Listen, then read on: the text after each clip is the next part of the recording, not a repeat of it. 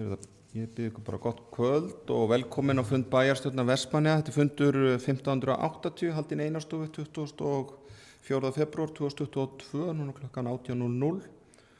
Það eru bæjarfulltrúar Helga Kristín Kolbeins og Trausti Hjaltason sem hafa boðað forföll og eru fjarverandi. En í þeirra stað eru mættir Eyþór Harðarson og Sigursveinn Þórðarson, varabæjarfulltrúar. Og þessir fundur eru í beinni og upptökan verður svo aðgengileg til áhors að fundi loknum. Þannig að ég segi fundi settan. Það eru 10 mál í útsendri dagskrá. Það eru almenn erindi, fyrsta mál rafmagn til Vestmannaeyja, forgangsorka, varaafl og rafmagnsþörf. Annað dagskrármál er umræða samgöngumál. Þriðja dagskrármál er umræða heilbrigðismál. Og svo eru fundargerðir til staðfestingar. Það er fjórða dagskrármál bæjar á Vestmannaeyja. Fundur 3168, það liðir 1-7 sem liggja fyrir til upplýsinga. Fimmti dagskrárliður er fundargerð umhverfis- og skipulags á Vestmannaeyja, fundur 358 og það er liðir 1-5 sem liggja fyrir til upplýsinga. Sjötta dagskrármál er fjölskyldu- og tómstundaráð, það er fundur 274 og það hefur óskað eftir umræðum lið nr. 5 sem er félagslega leiguíbúðir. Nú aðri liðir 1-4 og 6 liggja fyrir til upplýsinga. Dagskrárliður 7 er fræðsluráð Vestmannaeyja, fundur 354, liðir 1-2 sem liggja fyrir til upplýsinga. Áttundi dagskrárliður er framkvæmda hafnaráð Vestmannaeyja, fundur 272 og liðir 1-4 sem liggja fyrir til upplýsinga. Nú níundi dagskrárliður er bæjaráð Vestmannaeyja, fundur 3169 og liðir 1-9 sem liggja fyrir til upplýsinga. Og síðasti dagskrárliðin er nr. 10 er fundargerð umhverfis- og skipulagsráðs Vestmannaeyja, fundur 359. Það er liður 1 sem kemur til okkar frá byggingafulltrúa sem er Hvítingavegur, deiliskipulag liggur fyrir til afgreiðslu bæjarstjórnar og liður 2-5 liggja fyrir til upplýsingar. Þannig að þetta er dagskráin í kvöld og þá held ég að sé ágætt að ganga til dagskrá og það er fyrsti dagskrárliður rafmagn til Vestmannaeyja, forgangsorka, varaafl og rafmagnsþörf. Íris Róbertsdóttir, gjörðu svo vel.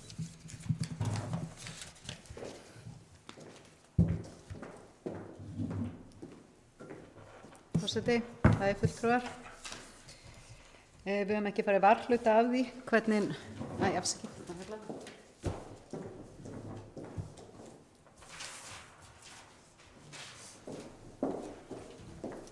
Forseti, það er fulltrúar. Við höfum ekki farið varhluta af því hvernig staðan er í rafmagnsmálum hérna í Vestmannaeyjum undanfarna daga. Og í rauninni ekki núna í febrúar, frekar en febrúar fyrir 2 árum. En mér langar að fara aðeins yfir stöðuna og bara þessar sviðsmyndir varðandi forgangsorkuna sem eru hjá okkur og auðvitað varaaflið og fjarvarmaveituna og ýmislegt annað. Hérna á fyrstu glærunni þá er þetta rauntölur fyrir forgangsorkuna frá 2021 og þessir rauðu tölur eru topparnir og meðaltalstoppurinn er hérna neðst megawatt að megin. Og þessar tölur, ég er að henda þeim hérna fram að því þetta er það sem Landsnet ber að tryggja að það sé til varaafl fyrir, það er forgangsorkan. Við erum náttúrulega með töluvert meiri orkuþörf hérna en það er forgangsorkan sem snýr að varaaflinu. Sviðsmynd 1 er að forgangsorka er að sjálfsögðu til íbúa fyrirtækja og hún getur verið eftir því hvenær það er 6-10,5 megawatt. Varmadælustöðin þarf alltaf 3 megawatt og þá er bara þetta í gangi, eins og sviðsmynd 1 segir til þá er þetta 10-13,5 megawatt. Forgangsorka til íbúa fyrirtækja er auðvitað töluvert meiri við veturinn þegar það er kalt. Og það er að því að þið sjáðu að sjóvarmadælustöðin hún nota 3 megawatt en býr til 9 megawatt af varmaorku og sparar þar leiðandi 6 megawatt af raforku. Þannig það er auðvitað mjög mikilvægt að við getum haldið henni á fullu dampi. En varmaorkan er notuð til að fyrir hitaveituna, fyrir heimili og fyrirtæki í Eyjum. Sviðsmynd 2 að þá er forgangsorka fyrir íbúa, það sama. En þá ef fiskimjölsverksmiðjurnar eru í gangi en nota bene bara svo hægt sé að keyra þær á olíu. Þannig þá erum við bara að tala þær dælur og það sem þarf að keyra til þess að hægt sé að nýta olíu. Og ef báðar fiskimjölsverksmiðjurnar eru í gangi þá er það 2,5 megawatt. Varmadælustöðin áfram sín 3 og þá er forgangsorkuþörfin komin 11,5-16 megawatt. Eftir því hvernig staðan er. Sviðsmynd 3. Þá er sama forgangsorka til íbúa fyrirtækja og ef að vinnslustöðin og ísfélagið eru að frysta og þá eru þeir að kaupa forgangsorku fyrir 2 megawatt og varmadælustöðin særþín 3 og þá erum við ennþá með forgangsorkuna í 11-15,5 eftir því hvað mikil forgangsorka er að fara til íbúa og fyrirtækja. Og þá er ég að undanskilja þessa stóru notendur eins og við erum að tala um hér. En svo komum við að sviðsmynd 4 sem við köllum loðnuvertíð. Að þá eru fiskimjölsverksmiðjur í gangi 2,5 megavött, það sama til íbúa fyrirtækja. Ef að báðar stöðvarnar að frysta, þá það 2 megavött og svo varmadælustöðin sem það 3 megavött. Þetta gerir 13,5 til 18,5 megavött og þarna samt sem áður verið að keyra bræðslurnar á olíu. Rafmagnsstörfin í Vestmannaeyjum í dag ef við tökum bæði ótrygga og trygga og þessa svokölluðu forgangsorku, að þá fjarvarmaveitan, hún að kaupa ótryggt rafmagn sem olíu sem varaafl og það 5-7 megavött. Ótrygg orka á ketil 1 hjá vinnslustöðinni 8 megavött, olía sem varaafl. Ótrygg orka á ketil 2, 8 megavött, þeir fá ekki rafmagn. Þetta eru upplýsingarnir sem ég hef rafmagnið og tölurnar frá HS Veitum. Ótrygg orka í Ísfélagið, það 10-12 megavött, þeir fá heldur ekki rafmagn, þó þeir myndu vilja fá forgangsorku. En ég kem að sinna þá eftir að það í rauninni ekki forgangsorka það sem við erum að fá hér í Eyjum. Herjólfur, hleðslan og hann, ég búin að fara með þennan fyrirlestur fyrir þingmenn, fyrir ráðherra og fyrir ýmsa aðila í orkuiðnaði og sem hefur orðið til þess að það ekki ennþá búið að taka ótrygg orkuna af Herjólfi. Það brá svolítið mörgum þegar flaggskip orkuskipta á Íslandi átt að fara á olíu vegna þess að var að vera að skerða rafmagn. Og þar af leiðandi hafa þeir, þrátt fyrir viðvaranir, ekki búið að skerða á þá ennþá og búið að segja að það standi jafnvel ekki til. En það var búið að undirstinga þá. En þeir eru ekki skertir, þrátt fyrir að mjög margir hafa verið skertir núna 10. febrúar. En svo þetta sé að keyra allt í Vestmannaeyjum á raforku og hætta að nota olíu á loðnuverti líka, þá þurfum við bara fyrir það starfsemi sem hér í Eyjum í dag 50-60 megavötta raforku. Flutningsgetan á landi hjá Landsneti hérna eru 27 megavött, þeir segja stundum 25 en tölurnar frá HS Veitum segja að þeir geti farið upp í 27. Og þetta í strengnum með Vaffem 3 hérna yfir, en sá strengur getur samt sem áður flutt 60 megavött. Vaffem 1, sem eldgamli strengurinn okkar, hann ætti að geta flutt 11 megavött, en hann orðinn það gamall að þeir treysta sér bara til að hleypa 7 megavöttum á hann. Og það var það sem gerðist núna í fyrra vondaveðrinu, að þá fer Muffa inn í tengivirki Landsnets, reyndar HS orku megin, og þá þurfti að keyra á þessum 7 megavöttum, þá var ekkert að nota Vaffem 3, þá var keyrt á 7 megavöttum, pluss varaaflinn sem við höfðum þá, sem var 4,5 megavatt, og það hékk á línunni að það væri hægt að halda rafmagni á öllu sem var í gangi þá. Og þá bara var ekki verið að frysta í stöðvunum, loðnu. En með tilkomu Lækjatúns sem Landsnet alltaf að ræða, þá mun flutningsgetan aukast á Suðurlandi, en aðeins 10-15 megavött. Og hvað erum við að fá mikið til Vestmannaeyja? Þetta fyrir allt Suðurlandi, það eru allir í rafmagnsstörf. Þetta bara glæra rafmagnstruflanir 2020 og það sem af var 2021. Út árið þar, við erum ekki með þessi 2 veður sem voru núna í febrúarinn inni og þið sjáu stóru bilunina 14.2. 2020 þegar Hvolsvallalínan fer út og það svo lína sem fór út líka núna. Það fór allt út hjá Landsneti í vondaveðrinu, allar línurnar. Og þar verður náttúrulega mjög mikið stopp. Þar þurftum við að senda fólk heim, loka íþróttahúsi, loka skólum, fyrirtæki fengu ekki rafmagn til að keyra sig neitt áfram. Þannig að þetta bara búið að vera mjög slæm staða í langan tíma. Við þessu brugðust var bæði Vestmannaeyjabær og hagaðilar í Vestmannaeyjum brugðust við 2020 í mars og óskuðu eftir fundi með Landsnet. Og fundinum var farið við stöðu mála í kerfi Landsnets og úrbótana sem þörf á til þess að Vestmannaeyjar geta notið þess afhendingaröryggis forgangsorku sem Landsnet hefur skyldur til að veita, svokallað N1, sem felur í sér að ef ein lína eða stöð bilar mun afhending ekki skerðast til neytanda. Og þetta gríðarlega mikilvægt vegna þess að við sem erum hér að kaupa forgangsorku erum að kaupa hana með þessum formerkjum, að það verða að vera 2 bilanir án þess við verum skert. Og til þess þegar rafmagnsleysi kemur þá þurfum 2 bila. En það kom fram á fundinum til þess að Vestmannaeyjar uppfyllir þetta N1 þá þurfa að grípa til nokkur aðgerða sem ekki á framkvæmdaáætlun Landsnets á næstu árum, auk lagningu sæstrengs sem fyrirhugaður. Eftir þennan fund þá var þó gerð sú breyting að rimakot var fært ári framar í framkvæmdaáætlun Landsnets samkvæmt kerfisáætluninni og var tekið af 24 og sett á 23. En nota bene þetta 2020 og það voru 3 ár í það að þeir ætluðu að laga þessa hluti. En hvað höfum við gert? Íbúar hér, bæjaryfirvöld og fyrirtæki. Bæjaryfirvöld hafa sent umsagnir kerfisáætlun Landsnets á hverju ári síðan 2018. Gagnrýnt forgangsröðina og farið fram á það að við fáum þetta inn á framkvæmdar áætlun, bæði VFM4 og Rimakot. Rimakot var fært fræmt 1 ár, en VFM4 ekki komið á framkvæmdar áætlun, en auðvitað á langtíma áætlun Landsnets inn í kerfisáætlunni. En í framhaldi af vonda veðrinu sem var í febrúar, þá fundum við í byrjun mars með Landsnet og öðrum hagaðilum vegna stöðu varaafls eftir þessi alvarlegu bilun sem varð í febrúar. Erindi var sent á ráðherra vegna uppsetninga varaafls í mars 2020. Ráðherri svarar erindinu í sama mánuði, tekur jákvætt í það og vísar okkur á Landsnet. Þessi hópur hagaðila og fulltrúar frá Vestmannaeyjum funda með Landsneti yfir sumar og haust 2020. Hópurinn skilar vandaðri skýrslu varðandi uppbyggingu á varaafli og hvað þurfi að gera til þess að tryggja varaafl í Vestmannaeyjum, og þessi sömu aðilar bjóða fram nokkra leiðir og meðal annars ein af þeim var sú að við myndum bara sjá það, þessir aðilar hér í Eyjum, að koma þessu upp og Landsnet myndi leigja af okkur þetta uppsetta varaafl. Þeim ber skylda ekki til að setja þetta upp sjálfir, þeir ber að tryggja það að það sé varaafl. Og þá þurfa þeir að borga ákveðið sem því miður bara í kringum 2 milljónir fyrir uppsett megawatt í dag, sem allt of lítið. Þetta þyrfti að vera nær 8-10 milljónum til þess að fjárfestingin borgi sig. En það gerðist ekki neitt. Þeir voru rosalega jákvæðir á þessum fundum, ákvörðunarfælin algjör, og við sátum aftur sama fundin, aftur og aftur og aftur. Það sem var bara verið að kalla eftir því að í þeirra bókum myndi fjárfestingin ekki borga sig, það var ekki verið að taka inn í skaðan sem geti orðið bara fyrir þjóðarbúið ef hér fer allt út, til dæmis þegar verið að frysta loðnu og annað.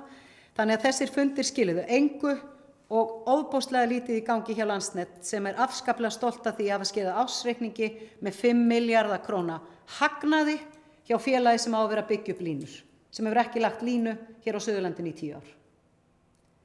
Þannig, og það ekki neitt í gangi hér sem að stoppar út á umhverfis sjónarmiðum.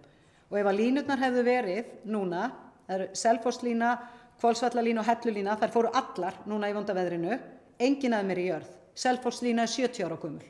Ef þetta væri komið í jörð, þetta dótar í, þá það ekkert þessu bílað. En svo það fjarvarmaveiturnar sem algjör brandari út af fyrir sig, og ég skrifaði grein þær daginn. Það þetta stóra heildsala raforku, og þar að leiðandi geta fjarvarmaveitur ekki keypt beint að Landsvirkjun, að því Landsvirkjun heildsali. Og með orkupakka 1 og orkupakka 2 og breytingum sem fylgdu á raforkulögum í kjölfarið, þá var það tekið að fjarvarmaveitunum að þær getur keypt beint að Landsvirkjun. Og það þurfa að kaupa í gegnum orkusala, þó að orkan sé öll að koma frá Landsvirkjun. Orkusalinn leggur álagningu á hvert kílóvatt, álagningin samt einhverjir aurar eða prósent, en fjarvarmaveiturnar nota svo mikið magn að raforkukostnaðurinn hækkar marga milljónir við þetta.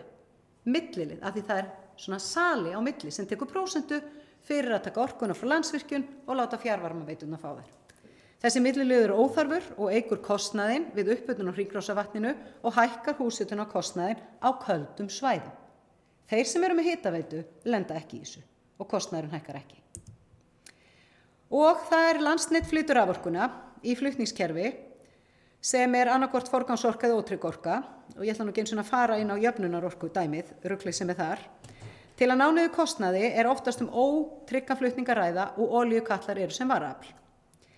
En nú verið að skerða rafmagn og það mikilvægt að fjarvarmaveitur og aðrir smánotendur, og við köllum smánotendur eitt dæmi notanda sem hér, sem verður fyrir miklum skerðingum, til dæmis eins og Langa, sem nota rosalega mikla orku en samt að nota lítið. Heimilin í landinu nota 5% af allir raforku sem í boði. Fjarvarmaveiturnar nota 1%. Og það kom fram hjá orkumálastjóra í grein þegar verið var að fjalla það að Landsnet var að biðja íbúa og heimili að spara raforku, að það bara svo að kreista saf úr vínberi, sagði orkumálastjóri, vegna þess að þetta snýst stórnotendunar. En við erum öll sett undir sama hatt og fjarvarmaveitur landsins, meðal annars hitaveitan sem hitar húsin okkar hér, fjarvarmaveitan, hún þarf að keppa á sama markaði og þessi stóru aðilar. Og gjaldskrá Landsnets fyrir ótrygga orku þannig uppbyggð ef að nýtingatíminn fer niður úr 4.500 stundum verður flutningsgjaldið með ódýrara. Og við höfum verið á þeirri taxta hér í Vestmannaeyjum, en vegna þess að við erum svo umhverfisvæn að við erum að taka 3 megavött af rafmagni og búa til 9 megavött af varmaorku, þá mun Landsnet refsa okkur og rukkar okkur hærra að því við erum ekki að nota nógu mikið rafmagn. Þrátt fyrir það að það sé gert með þessum hætti og þetta sé hluti af því sem ríkisstjórnin er að leggja til varðandi umhverfismálin, orkubreytingar, betri nýtingu orkun og allt það. Þetta þýðir fleiri milljónir ofan á raforkureikninga hjá okkur hér í Vestmannaeyjum, sem þýðir það að við höfum örugglega öll fundið fyrir því að hlutirnir eru að hækka, húshitunin okkar. Og þá er þessu hent í hærra gjaldflokk. Og þetta voru 50 milljónir á síðasta ári sem leggst bara á íbúa í Vestmannaeyjum. En staðan í Eyjum, það er óumdeilt á fundinum 3. mars 2020 að úrbóta væri þörf á varaafli. Landsnet tilkynnti lausn sem fólst í færanlegum rafstöðvum sem í neyðartilvikum gætu verið flutta til Eyja. Við að sjálfsögðu mótmæltum því, að því það þarf að vera varanlegt afl í Vestmannaeyjum og það sannaðist svo sannarlega þegar múffan fór í fyrra vondaveðrinu núna í kringum 7. febrúar að það voru engar sjósamgöngur í 2 daga. Hvernig ætluðu þeir að koma varaaflstöðunum hingað yfir? Að því það var ekki hægt að nýta strengina. Og þetta er margbúið að fara yfir þetta og það er búið að fara yfir þetta með ráðherrum, ríkisstjórn, þingmönnum, stjórnendum Landsnets og menn hafa ekkert gert í 2 ár þrátt fyrir aðvaranir. Loðnuvertíðin er framundan og er í gangi núna. Við erum 1/3 kvótans hjá fyrirtækjum í Eyjum. Landsnet var búin að gefa vilyrði að hér yrðu 2 vélar sem er samt ekki nema 2,5 megawatt en hefði getað dugað til þess að keyra aðeins inn á bræðslurnar eða frystinguna, en svo hættu þeir við það og sagði við fengjum enga vélar. En það breyttist nú aldeilis þegar við fengum orkumálaráðherra í málið og Landsnet var bara gert að senda vélar hingað, en við erum bara því miður komið eina vél sem reyndar svinnvirkar og komið reynsla á hana, en eigum von á fleirum núna og þær eru komna til landsins og ég og formaður almannavarnanefndar sem er lögreglustjóri erum að senda ítrekunarbréf á Landsnet að þessar vélar komi hérna yfir. Af því að eins og við vorum að sjá á veðurkortunum þá er aftur vont veður á morgun. Og þetta kerfi hérna upp á landi, það má ekki við neinu. En Landsnet rukkar okkur sem búum hér í Vestmannaeyjum fyrir forgangsorku. Og á þeim stöðum það sem á að rukka fyrir forgangsorku þarf að vera N-1 tenging. Hún er ekki hér til staðar. Þannig það er algjörlega óforsvaranlegt að við séum að borga sama gjald fyrir forgangsorku og þeir sem hafa aðgang á forgangsorku sem tryggir það að það eru 2 bilanir áður en hún er tekin. Við erum ekki með forgangsorku í Vestmannaeyjum. En forgangsorkan er svona 13 til 18. Núna, meðan stöðvarnar eru ekki að frysta, þá er hún 11. Loðnuvertíðin, það sem bæði vera fryst og bræða, þar eru 13 til 18. Varaafl rafmagns í Eyjum er, þeir segja sér 4,5, vélarnar keyra bara 4 megawatt út, ljósavélar hjá HSveitum. Það er ein færanleg varaafl komin sem gerir það að samtals eru 5 megawatt í varaafl. Það vantar þá, eins og staðan er í dag, 9 til 13 megawatt til þess að Landsnet sinni lögbundna hlutverki og tryggi varaafl fyrir forgangsorku í Vestmannaeyjum. Þetta eru þeir búnir að vita. Örugglega miklu lengur en þessi 2 ár síðan við fórum að garfast í þessu. Við reyndar sögðum frá því að þeir væru að borga fyrir meira varaafl en var uppsett hérna. Þeir vissu það ekki á fundinum. En staðan er bara þannig að það er ekki verið að tryggja forgangsorku backup í varaafl í Vestmannaeyjum. Það er bara blákalt og þeir eru búin að vita það lengi og þeir eru ekki að bregðast við. En eins og ég kom inn á áðan þá er rafmagnsþörfin í dag 50 til 60 megawatt með ótryggu orkunni og ef allt færi, ef bræðslurnar færi og á rafmagn og allt svoleiðis. Og það er hægt að flytja þetta til Eyja í gegnum sæstreng en ekki N-1 af því það vantar Vatn-4. En flutningskerfi Landsnet á landi flytur náttúrulega bara 27 megawatt og það er bara löngu komið þörf á úrbótum. En bara svo við tökum núna seinna vondaveðrið, núna sem var á þriðjudaginn, þar urðu skemmdir á flutningskerfi Landsnets í óveðrinu eins og ég sagði við ykkur. Á fundinum daginn fyrir óveðrið þá höfðu þeir engar áhyggjur. Þetta myndi allt verða bara klippt og skorið. Við höfðum áhyggjur vegna þess að við byrjum í austanáttinni og suðaustanáttinni en förum svo yfir í suðvestan sem mjög erfið fyrir raforkukerfið og erfið fyrir okkur hér í Eyjum. Og það var rafmagnslaust klukkan rétt fyrir 9 og ekkert rafmagn kemur frá flutningskerfinu hér yfir. Þá þurfum við að skaffa okkur rafmagn. Hér vorum við með 5 megawatt. Á þessum degi hefði þurft 11. Það vantaði 6 megawatt til þess að Landsnet geti uppfyllt forgangsorkuþörfina. Sem þeir sköffuðu okkur 45% af varaaflinu. Og þetta bara algjörlega óásættanlegt. HS-veitur fari að skammta rafmagn, keyra inn á sum fyrirtæki, önnur ekki, einhver hús, önnur ekki, það verður kalt í húsum, það ekki ljós, í sumum hverfum fór rafmagnið korter í 9 og kom ekki fyrir 2:30, það kom fyrir annars staðar, það eru ákveðna götur hérna sem alltaf einhvern veginn eru inni út af einhverjum kerfum og tengingum, en auðvitað sjúkrahúsið, lögreglustöðin og slökkvistöðin með sitt varaafl.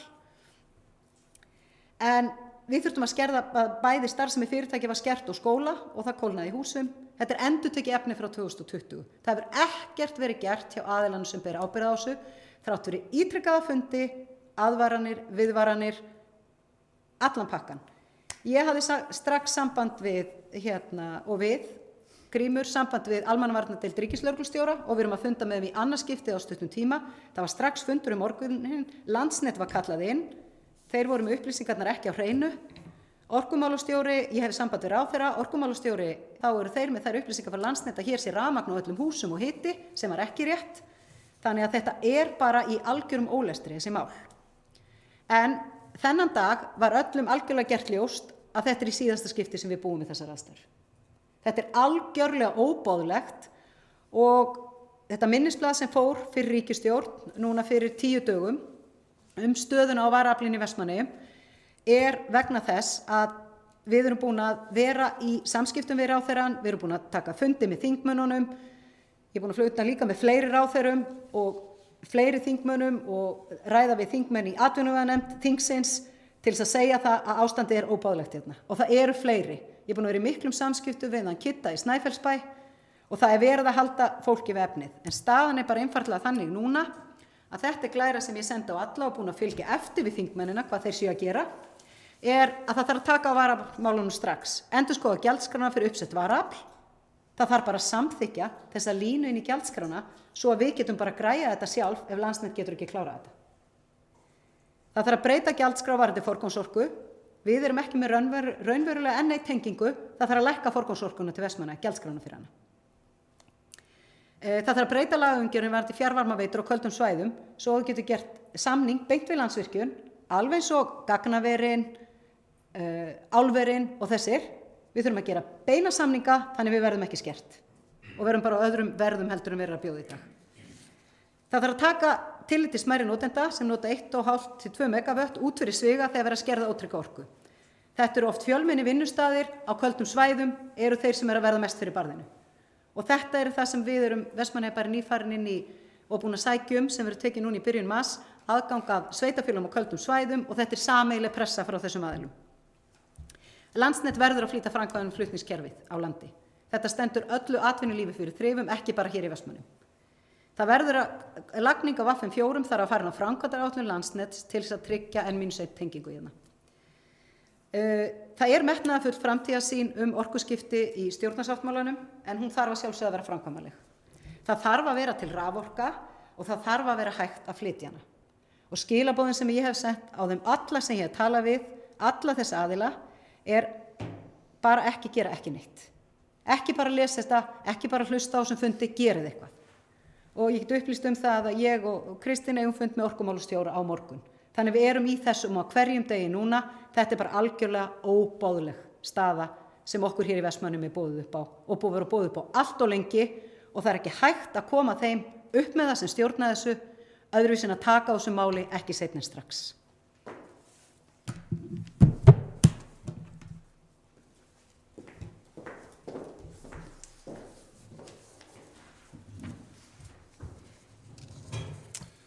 Já, takk fyrir Íris Róbertsdóttir. Þessu fylgir smá innbókun sem ég ætla að fara yfir. Íris aðgerðir sem þarf að grípa til þess að bæta stöðu afhendingar og öryggis raforku. Einnig fór bæjarstjóri yfir fundi með Landsneti og orkumálaráðherra varaafl og stöðu og afhendingu rafmagns til Vestmannaeyja. Orkumálaráðherra hefur lagt fyrir ríkisstjórn minnisblað stöðu varaafls. Ein færanleg varaaflsstöð komin til Vestmannaeyja og búið að gefa vilyrði fyrir fleiri stöðvum í mars til að bæta stöðu varaafls í Eyjum. Hver stöð tryggir aðeins 1,2 megawatt af raforku. Staða varaafls óásættanleg eins og hún núna. Varaafl í Eyjum 5 megawatt með færanlegu stöðinni, en forgangsorku þörf á venjulegum degi 11 megawatt. Það vantar því 6 megawatt upp á að tryggja lágmarksorku þörf. Landsnet ber ábyrgð á að tryggja varaafl. Jafnframt greindi bæjarstjóri frá fundum með þingmönnum Suðurlands og samtölum við orkumálaráðherra mikilvægi þess að breyta umgjörð og fyrirtæki í Vestmannaeyjum. Þetta gerist þegar loðnuvertíð í fullum gangi. Jafnframt þurfti að skerða leik og grunnskóla og kalt var orðið í mörgum húsum. Almannavarnanefnd Vestmannaeyja fundaði strax á þriðjudagsmorgun með almannavarnadeild, ríkislögreglustjóra og Landsneti vegna ástandsins. Einnig ræddi bæjarstjóri við orkumálaráðherra og ráðherra orkumála og öllum aðilum var gert ljóst að staðan að þessu rafmagnsmálum í Vestmannaeyjum væri óásættanleg og að aðgera væri þörf og það strax. Þannig lýkur þessari innbókun, orðið laust. Bæjarfulltrúar sem vilja taka til máls. Eyþór Harðarson, gjörðu svo vel.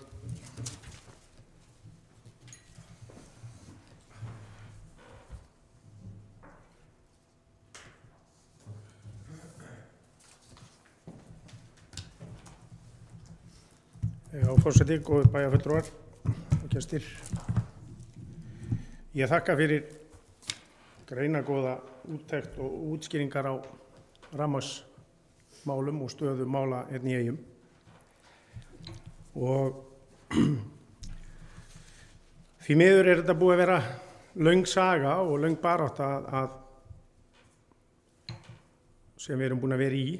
Rafmagnstruflanir hafa truflað í rauninni hverja einustu vertíð á veturnar hjá okkur og eftir að orkunotkun eða orkuþörfin jókst þá þessar gömlu dísilvélar sem voru á gömlu bæjarveitum og við bræðslurnar og frystihúsin ég ráðu fyrr sem hver vél dugði svona til að keyra hvert hús.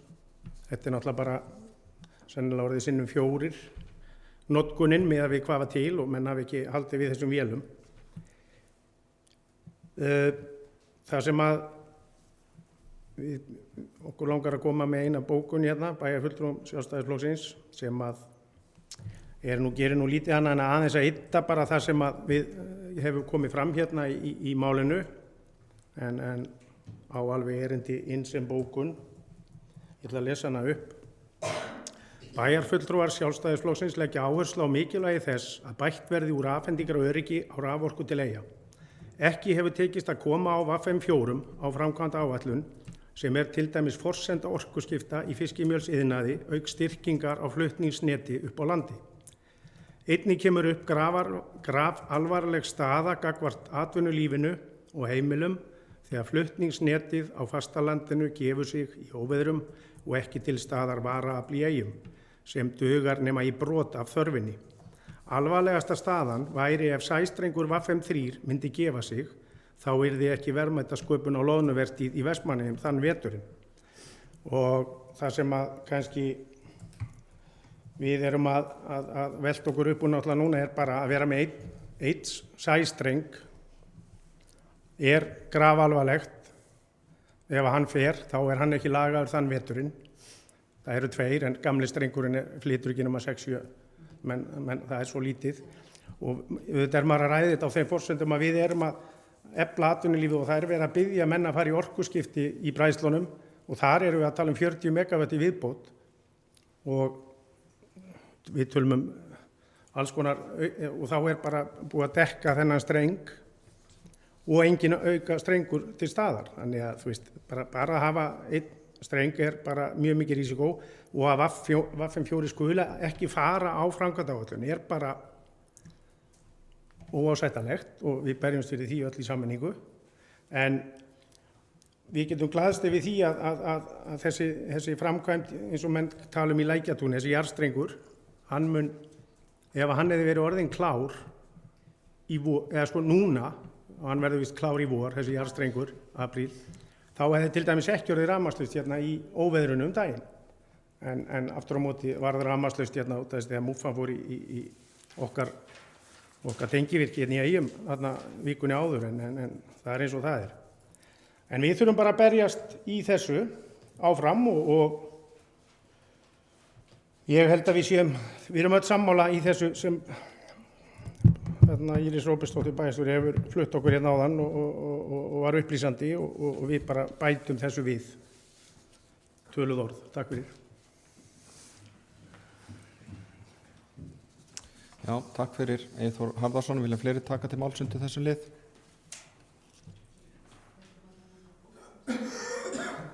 Hér koma væntanlega einhverjar bókanir í framhaldi og ætli ég grípi þá ekki tækifærið með leyfi varaforseta að leggja hér smá orð í belg meðan enginn gefur hér merki að taka til máls. Ég tek undir með Írisi Róbertsdóttur bæjarstjóra og Eyþóri Harðarsyni bæjarfulltrúa líka. Vissulega er ástandið óboðlegt og sannarlega rétt að það var 2018 fylgdu við orðið vel eftir að skrifa þessar umsagnir til Landsnets við kerfisáætlanirnar og full þörf á og búið að benda á þessa hluti og auðvitað er VFM4 mjög mikilvægur í framtíðinni en það eru fleiri þættir sem koma til og auðvitað eins og bæjarfulltrúi Eyþór Harðarson kom inn á og Íris Róbertsdóttir jafnframt. Lækjatún er að byggjast upp hérna við Þjórsá, sjáum það nú ævi oft þegar Landeyjahöfn er fær og er hérna á hægri hönd þegar við keyrum til Reykjavíkur áður en komum á Þjórsá og tengist þarna við flutningsnet Landsnets, Búrfellslínu 2 sem er 220 kV lína og þetta verður það mikill styrkur og áfram verður þarna jarðstrengur þá frá þessari stöði yfir á Hellu sem er mikið öryggi í og það er komin jarðstrengur frá Hellu yfir á Hvolsvöll og við fáum svo rafmagni frá Hvolsvölli yfir í Rimakot og það er loftlína og þó að við værum með VFM4 að þá ef að þessi loftlína, Rimakotslína færi út að þá erum við líka rafmagnslaus þannig að það er nú ekki betra heldur en það.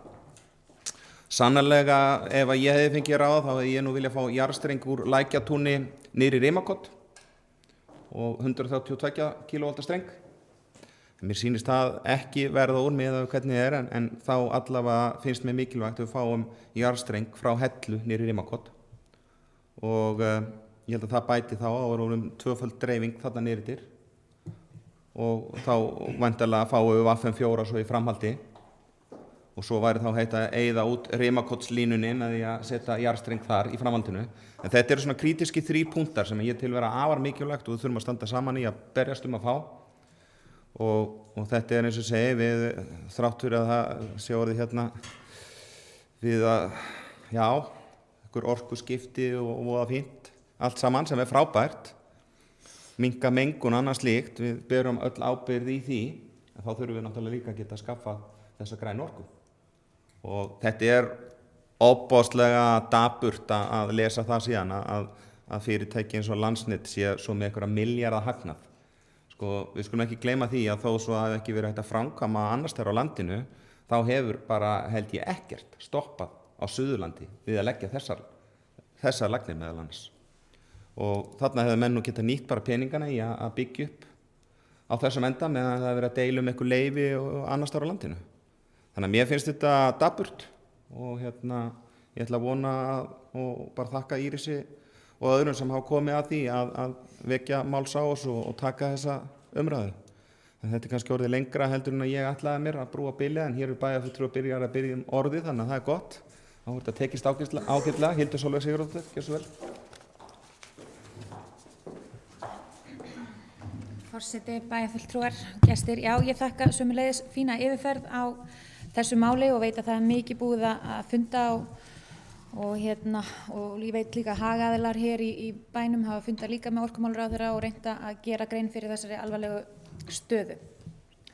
Grunninnviðir á borð við raforkuöryggi eru auðvitað forsenda öflugrar byggðar eins og við vitum að Ásir er í Vestmannaeyjum. Það er auðvitað slæmt fyrir samfélagið okkar, atvinnulíf og lífsgæði íbúa þegar þær aðstæður skapast sem komu upp síðasta þriðjudag.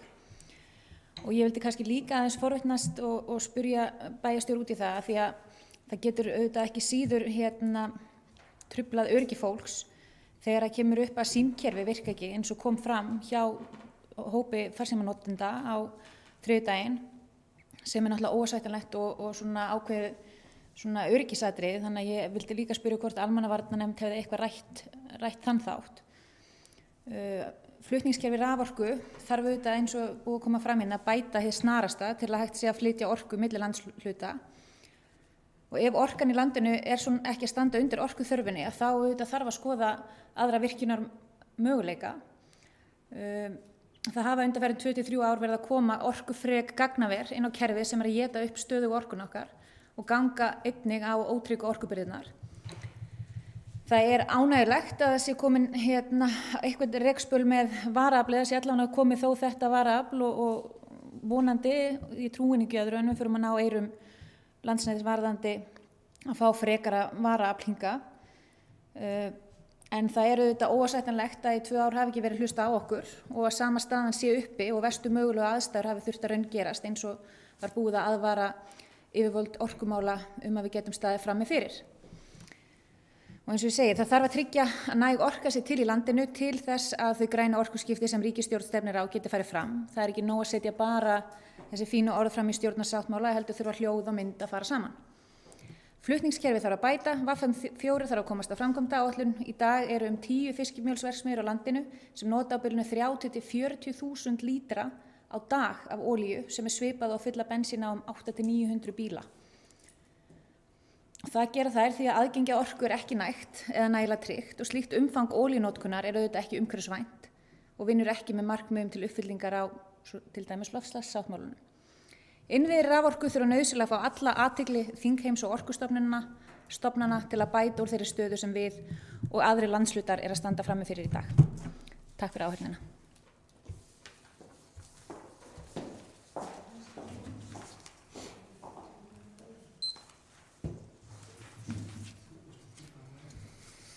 Já, takk fyrir Hildur Sólveig Sigurðardóttir.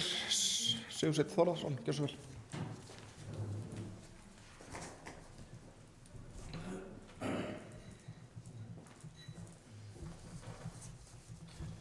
Forseti, bæjarfulltrúar. Ég nú engin fastagestur hér á þessum fundum og verð nú að viðurkenna það að margt sem fram kom í góðri yfirferð bæjarstjóra í þessum máli komi bara á óvart. Og ég kannski bara ekki að fylgjast nógu vel með. En við vitum það náttúrulega að engin keðja er sterkari en veikasti hlekkurinn og það greinilega mjög margt sem þarf að laga í þessum efnum hjá okkur í Eyjum. Og þá veltir maður fyrir sér, vantar skýra forgangsröðun frá okkur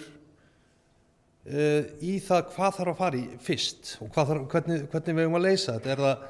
Er það loftlínan sem forseti talaði hér áðan eða er það að koma VF4 á framkvæmdaáætlun eða eitthvað annað sem við erum að ræða?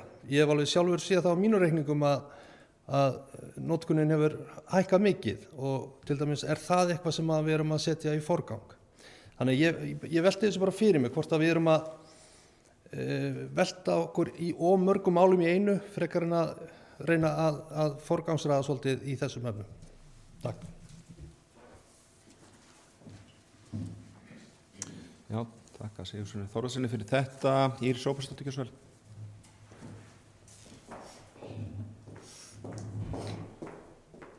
Forseti, bæjarfulltrúar, til að svara bæjarfulltrúar Hildur Sólveig Sigurðardóttur þá bara mun almannavarnanefnd óska eftir upplýsingum varðandi þessi símamál af því að þetta virðist vera misjafnt. Við fengum upplýsingar að kerfi Vodafones hefðu orðið fyrir hnjaski á þessum tíma en við munum fá upplýsingar það og að sjálfsögða því þetta gerist hér. Það alltaf tekið saman og það fundað eftir svona óveður og gert upp og þetta verður hluti af því. Varðandi fyrirspurn frá Sigurðssyni Þórðarsyni. Við erum ekki að vasast í mörgum málum í einu vegna þess að þetta á sikkurum staðnum. Í kerfisáætlun Landsnets þá höfum við gert kröfu rimarkot og VF4, alveg til jafns. Rimarkot komið á framkvæmdaáætlun en VF4 ekki. En við sendum inn athugasemdir bæði í gegnum SAS, við sendum inn í athugunarnefnd, við sendum inn til Landsnets. það hver forgangsröðin okkar er. Við erum ekki með N-1 tengingu, VAFM4 þarf til þess að tryggja það að við séum líka með áfram upp á landi, þá verður að klára Rimakot. Þannig þetta er tvennt. Annað er komið á á framkvæmdaáætlun, auðvitað miklu ódýrari framkvæmdin, en eins og bæjarfulltrúi Eyþór Þórðarsson fór yfir hérna áðan, Harðarsson, ekki Eyþór Þórðar, fyrirgeðu, að þá erum við náttúrulega í, maður nota náttúrulega ekki svona orð, en við erum á mjög slæmum stað ef það kemur eitthvað fyrir VAFM3. VAFM3, eins og ég sagði á hann, getur flutt 60 megawatt. Við getum bara nýtt núna 27 yfir og þetta bara, það þýðir ekki að tala endalaust það eins og kom fram í máli bæjarfulltrúa Hildur Sólveig Sigurðardóttur hérna áðan, að tala hvaða leiðir við ætlum að fara og við ætlum að vera græn og við ætlum í orkuskipti og við ætlum, en það ekki kerfið bara stendur ekki undir því. Og það bara lykilatriði og á þessu keyrum við þessum tveimur þáttum í gegnum kerfisáætlunina. Varðandi fjarvarmaveiturnar, þær hafa áhrif á öll heimilin, vegna þess að þeirra vegna eru reikningarnar okkar að hækka. Það bara aðskilið mál og það ekki sömu aðilar sem við erum ekki að díla við Landsnet þar Það erum við að díla við Orkustofnun og ráðherrann og lagaumhverfið. Þannig að við getum alveg verið á báðum stöðum þarna. Þannig þetta eru aðskilin mál en það náttúrulega bara algjörlega fáránlegt að við skulum vera á öllum þessum vikstöðum að berjast fyrir rafmagnsmálunum okkar.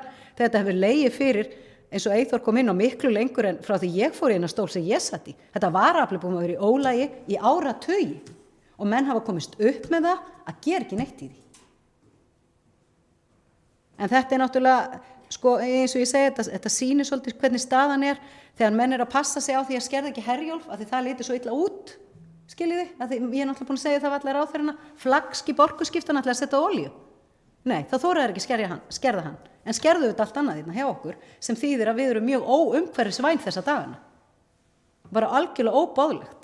Ég meina, sundlaugin okkar keyrð á olíu núna, Þó svo við verðum að fá rafmagnið yfir, þá bara búið að skerða alla. Og það þarf að keyra olíu, það verið að skerða, að búið slökk á katlinum, rafmagnskatlinum upp í Kröflu, við keyrum bara olíu fyrir hann keyrður olíu. Þetta bara óboðlegt, sem þýðir það að reikningarnir okkar hækka. Ekki bara það rafmagnsruglið með kaupin, en olían enn dýrari, þannig við fáum enn hærri reikninga. Og þetta bara rugl og það verður að laga þetta.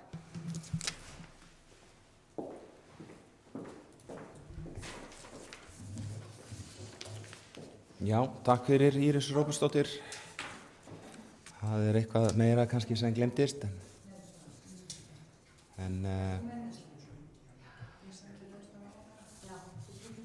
Já, við getum örugglega gert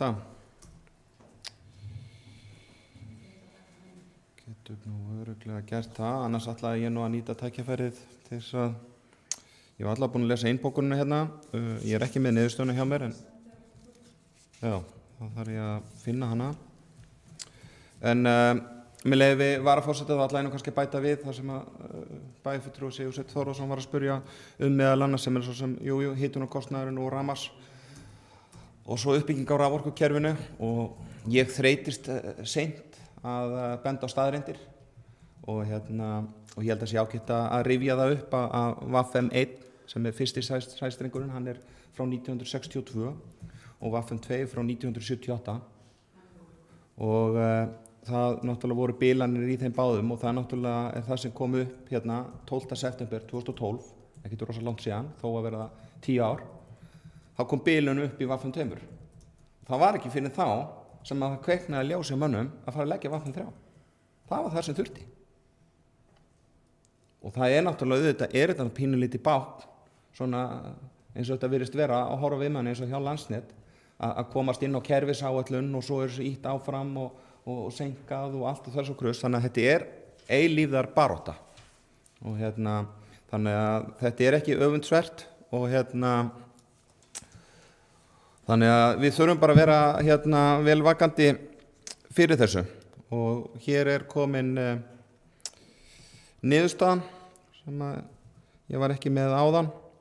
En þrátt fyrir að bæjarstjórn og bæjarráð hafi ítrekkað bent á óboðlega stöðu á varaafli í Vestmannaeyjum staðan enn óbreytt 2 árum eftir að Landsnet viðurkenndi að staða varaafls í Vestmannaeyjum væri í ólagi. Vinnuhópur hagaðila í Vestmannaeyjum og Vestmannaeyjabær lagði fyrir Landsnet lausn á varaaflsvandræðum fyrir tæpum 2 árum en Landsnet hefur enn ekki brugðist við vandanum. Bæjarstjórn lítur stöðuna grafalvarlegum augum og fer fram á úrbætum. Þannig að þetta er þess að dröga niðurstöðum sem að við vantarlega erum öll sátt við og til þess að gleyma því ekki þá man ég líka eftir fundi í Agogis þar sem við fórum yfir varaaflið. Það sem að forstjóri HS veitna var og Landsnet. Þannig tíminn líður, það er einu sem gerist og það er ekki gott. En ef það er ekki fleiri bæjarfulltrúar sem vilja taka til máls undir þessum lið, þá held ég að við ljúkum honum bara, fyrsta dagskrárlið, það er enginn sem gefur merki, og förum yfir í annað dagskrármál sem er samgöngumál og það er Íris Róbertsdóttir, gjörðu svo vel.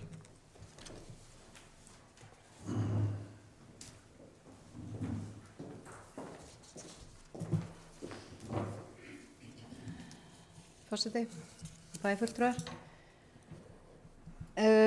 Landeyjahöfn hefur verið mikið í umræðinu og borðinu hjá okkur núna frá því, óvenju mikið, frá því núna í janúar, þegar miðjan janúar lokar höfnin út af dýpi. Höfnin hafði þá ekki lokað í 19 mánuði vegna dýpis, en veðuraðstæður gera það að verkum að höfnin lokast og ekki er hægt að sigla eftir áætlun í Landeyjahöfn. Það er grafalvarleg staða fyrir þetta samfélag og hefur gríðarleg áhrif á allt líf okkar. Og við sem erum hér getum engan veginn sætt okkur við það að þessi staða kom upp.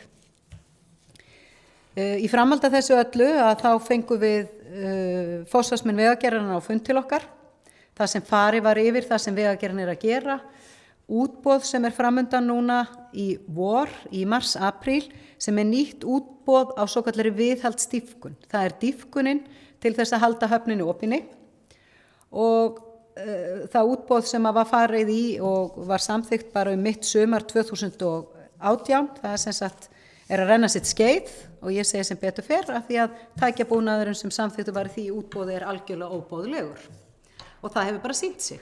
Afkastagetan er langt frá því sem þarf að vera. Mikilvægt er þegar verið er að huga þessari dýpkun er hversu mikið getur dýpkað á hverja klukkustund sem gefur til dýpkunar.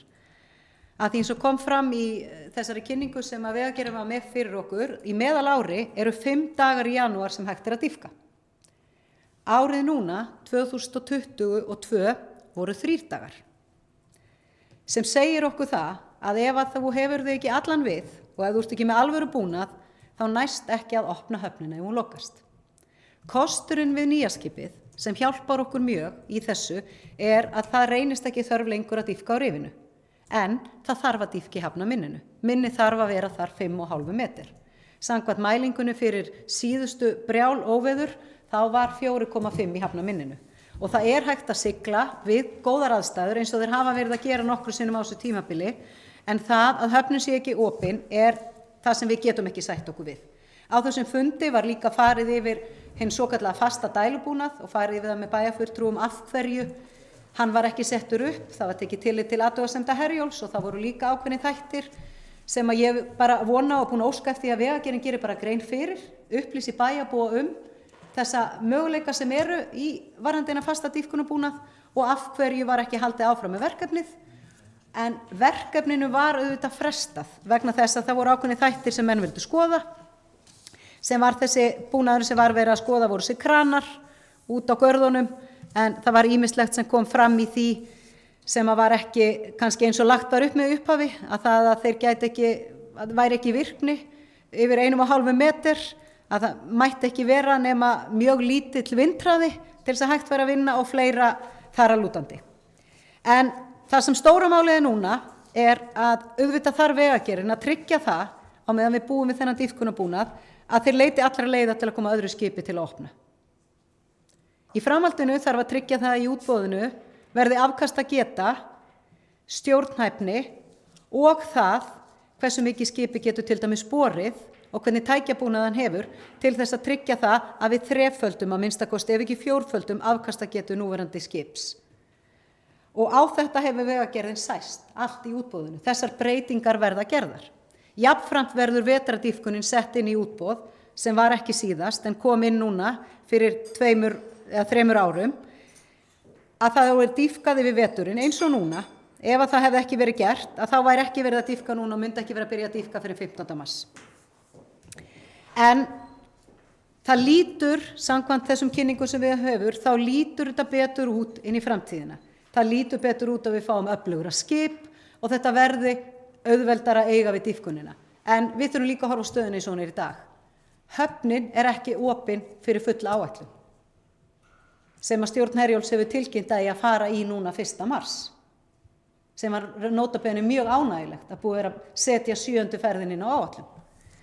En það sem er algjörlega óásættanlegt er að höfnin skuli vera lokuð, en samkvæmt því sem fram hefur komið, þá er ekkert dýpkunarskip í heiminum sem getur dýpkað í Landeyjahöfn, alveg sama hversu öflugt það er, yfir 1,5 metr. Og það er áhyggjuefni. Þess vegna þarf að gera ráðstafanir svo hægt sé að vinna með einhverjum hætti, með einhverjum föstum dælubúnaði við erfiðar aðstæður. En ég mun halda Vegagerðinni við efnið eins og við höfum öll gert hérna áfram og leggja auðvitað til að þeir skila einhverju niðurstöðu með leita þessu skipi sem þeir voru að leita hérna og fengum tilkynningu til þess aðstoða núna við að opna höfnina þannig að þetta geti gengið hraðar. En því þó svo að þetta eigi að taka stuttan tíma þá er ekki að gefast nógu margir dagar til þess að hægt sé að opna.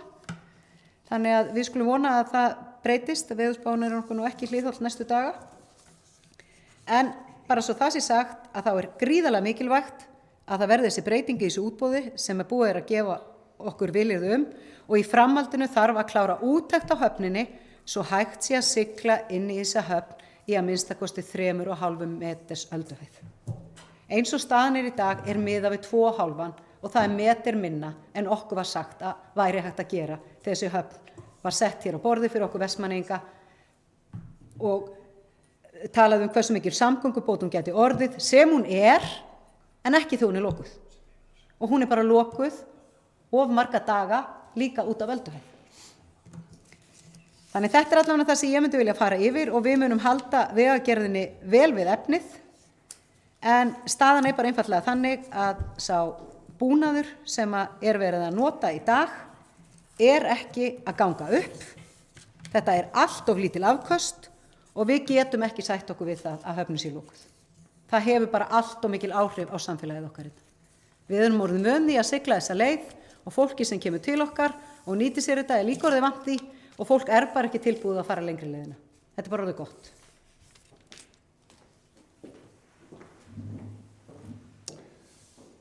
Já, ég þakka Írisi Rópsdóttur fyrir þetta. Þetta sé með rétta innbókun hérna í þessu. Það er þann 10. febrúar síðastliðinn funduðu bæjarfulltrúar með forsvarsfólki Vegagerðarinnar. Nei, þá er hún ekki rétt hérna og sennilega ekki rétt á blaðinu heldur.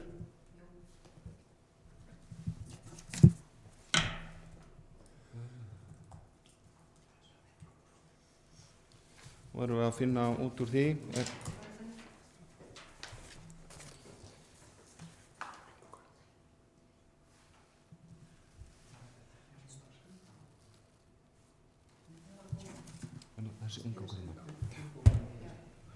Bæjarstjóri fór yfir fund sem bæjarfulltrúar áttu með Vegagerðinni stöðu á Landeyjahöfn, vinnu við útboð og dýpkun Landeyjahafnar, hugmyndir á föstum dælubúnaði, stöðu og úttekt á Landeyjahöfn.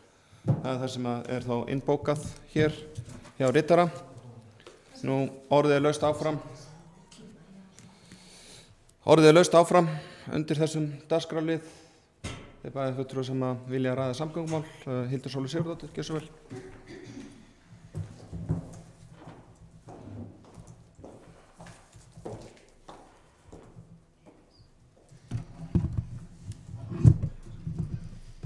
Forseti, bæjarfulltrúar og gestir, samgöngumál. Það er auðvitað fastir liðir eins og venjulega. Eðlilega erum við að ræða samgöngumál.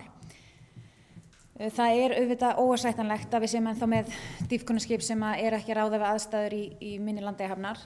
Samgöngur í febrúar hafa verið með algjörlega versta móti. Auðvitað afar válynd veður, ófærð á landi, láð og legi sem hafa gert samgöngur erfiðar við Vestmannaeyjar.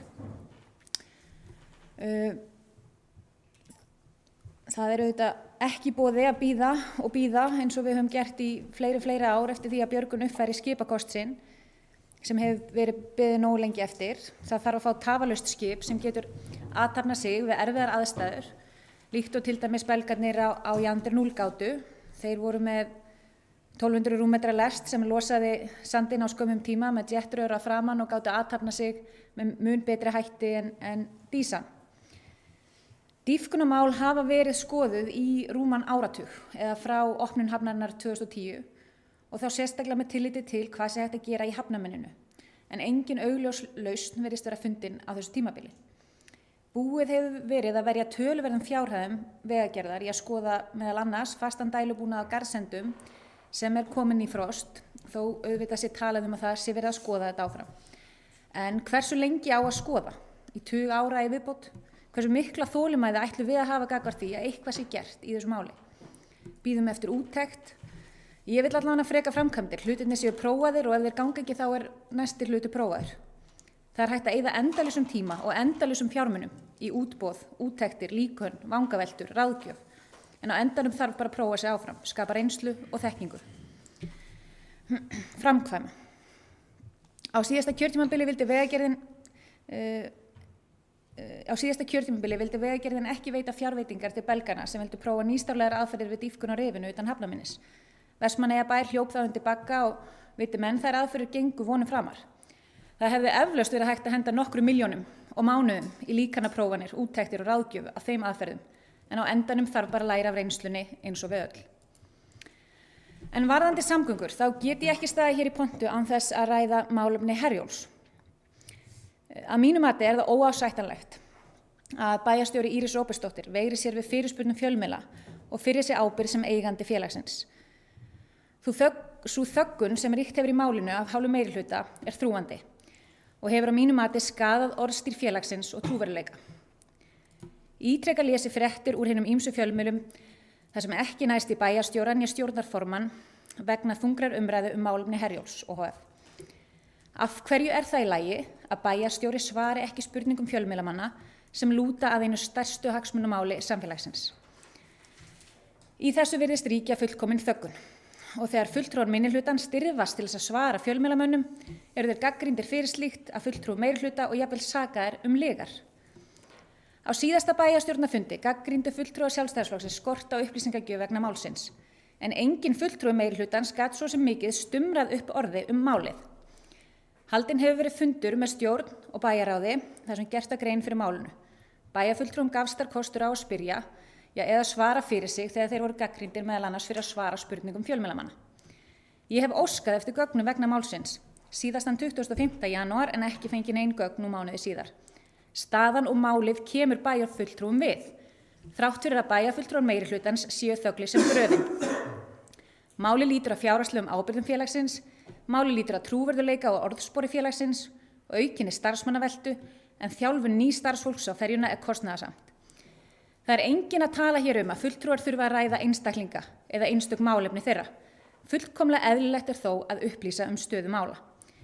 Ég vil líka nota tækifærið og spyrja bæjarstjóra aðeins út í eigandastefnuna sem afar mikilvægt var að koma á laggirnar þegar Grímur Gíslason og Lúðvík Bergvinsson voru hér í stjórn félagsins til að tryggja gott upplýsingaflæði. Í dag virðist engin þörf fyrir jafn mikið upplýsingaflæði. Ég vil spyrja hversu margir formlegir eigendafundir hafa verið haldnir sem talað í eigendastefnunni að eigi að fara fram mánaðarlega. Hvar eru þeir fundir haldnir og hverjir eru boðaðir til þeirra? Hvar eru fundagerðir þeirra funda? Í eigendastefnu kemur í kafla stjórnarhætti fram að mikilvægt sé að halda stjórn og eigendum vel upplýstum undirbúning og starfsemi fyrirtækisins meðal annars með mánaðarlegum fundum forráðamanna og eigendafélagsins. Það var farið í mikið ólýðræðislegt upphlaup þegar boðað var í skjóli myrkur til hluthafafundar og stjórn breytt án aðkomu bæjarstjórnar, en eftir mikla gagnrýni hefur verið komið í veg fyrir með breytingu bæjarmálasamþykktar að slík ólýðræðisleg skipun stjórnar geti farið fram. Í dag virðist engin þörf á neinum auka hluthafafundum né eigendafundum þrátt fyrir alvarlega, þunga og erfiða umræðu rekstur félagsins. Af hverju stendur á því? Í stefnunni kemur fram að handhafar eigendavalds leitast við að efla upplýsta og lýðræðislega umræðu málefni Vestmannaeyjaferjunnar Herjólfs ohf. Og samgöngur milli lands og eyja á vettvangi sveitarstjórnarinnar og að fundum eigenda. Þetta er ekki í takt við þá þöggunarstefnu sem meiri hlutin virðist ætla að reka í þessu máli. Takk fyrir.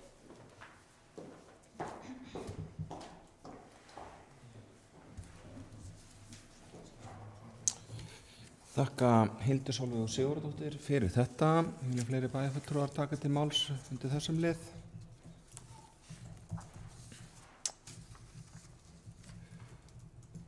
Það er enginn sem gefur merki. Íris Ópsdóttir, ekki svo vel.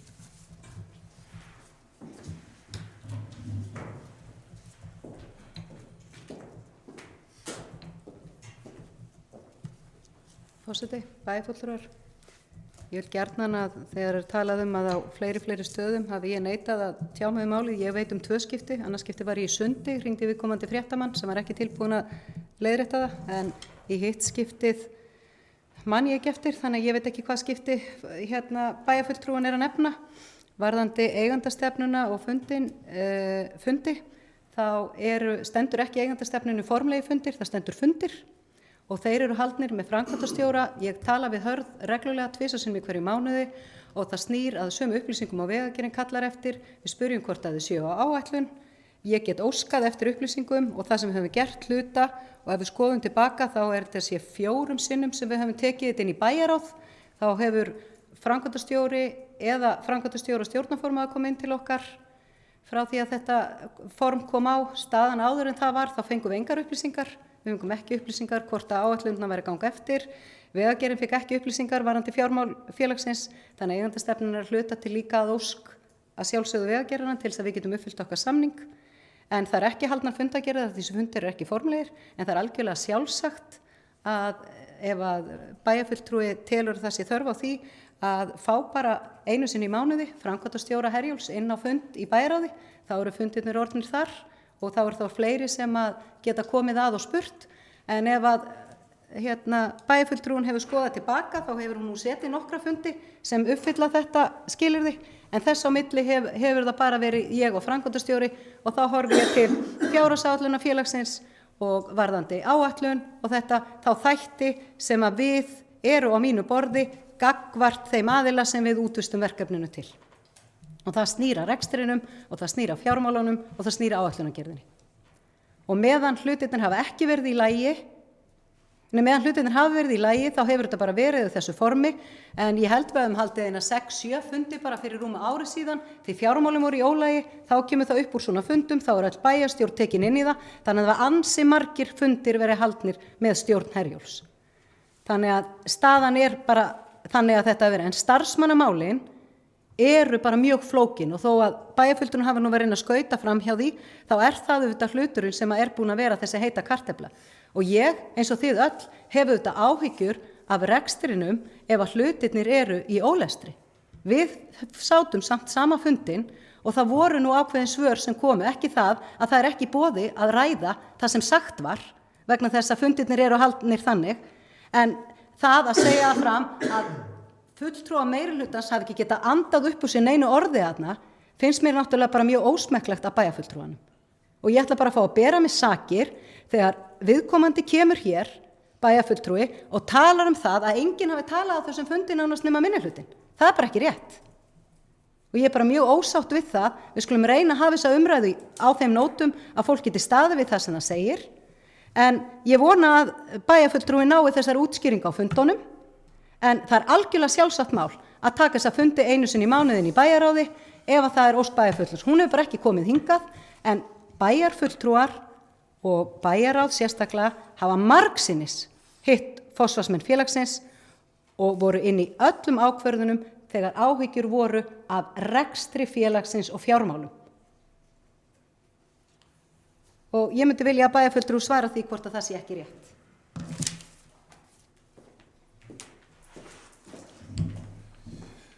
Já, takk fyrir Íris Róbertsdóttir. Það er eflaust margt sem við höfum eftir að ræða í samgöngumál. Þetta er ansi oft hér á dagskrá hjá okkur í bæjarstjórn. Þannig að Hildur Sólveig Sigurðardóttir, gjörðu svo vel.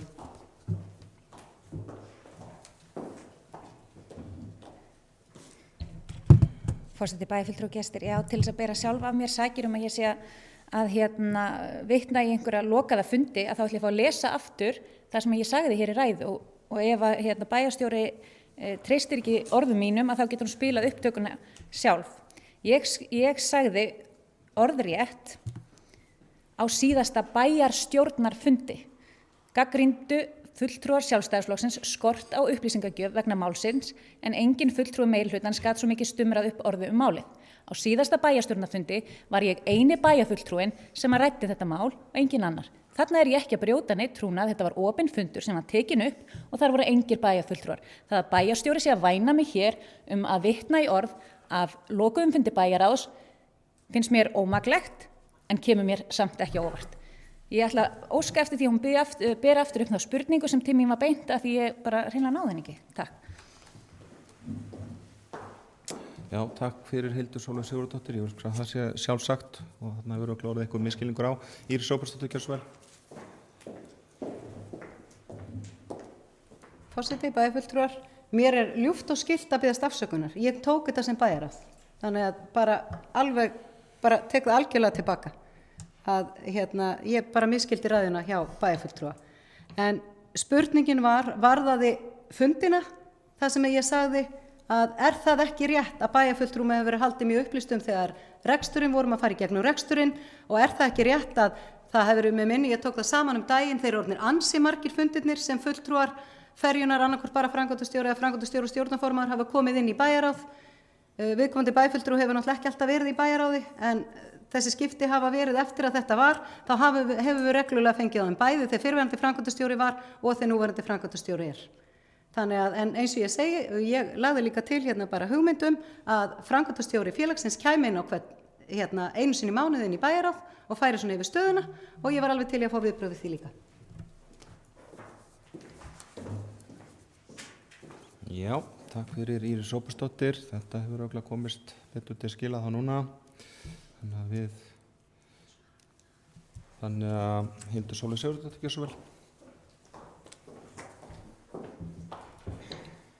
Svo ég svari þeirri spurningu sem til mín var beint, þá hefur sjálfsagt hafa verið, og það alveg rétt að það hafa verið fundir með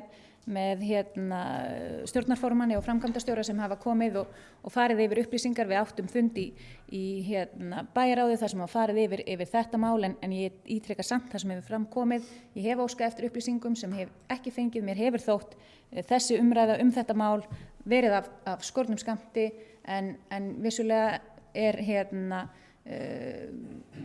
ýmislegt sem að bæta. Ég fagna því sem hefur komið fram í máli bæjarstjóra ef að það verði oftar möguleiki á að spyrja starfsemi ferjunar en það til dæmis mættu þá koma fram upplýsingar eins og með breytta siglingaáætlun og önnur aðra þætti sem lúta að rekstri ferjunar sem voru ekki tilkynntir inn í bæjarráði fyrr en að þeir komu fram af hálfu stjórnar. En ég bara fagna því ef að það verður endurinn á því að framkvæmdastjóri komi oftar inn á fundi bæjarráðs og fulltrúum gefist kostur á að spyrja því ég held að upplýsingagjöf sé af hinu góða. Þegar upplýsingagjöf góð þá er betra traust og það á við margt marga fleiti máls á rekstri á svo umfangsmiklu verki eins og samgöngum við Vestmannaeyjar. Takk. Já, takk fyrir Hildur Sólveig Sigurðardóttir. Fleiri sem vilja ræða annan dagskrárlið samgöngumál? Það enginn sem gefur merki því. Mér sýnst ég að maður þess að fara yfir niðurstöðuna, þannig að það er gott. En ég ætla nú kannski með leyfi Njáll Ragnarsson. Gjörðu svo vel.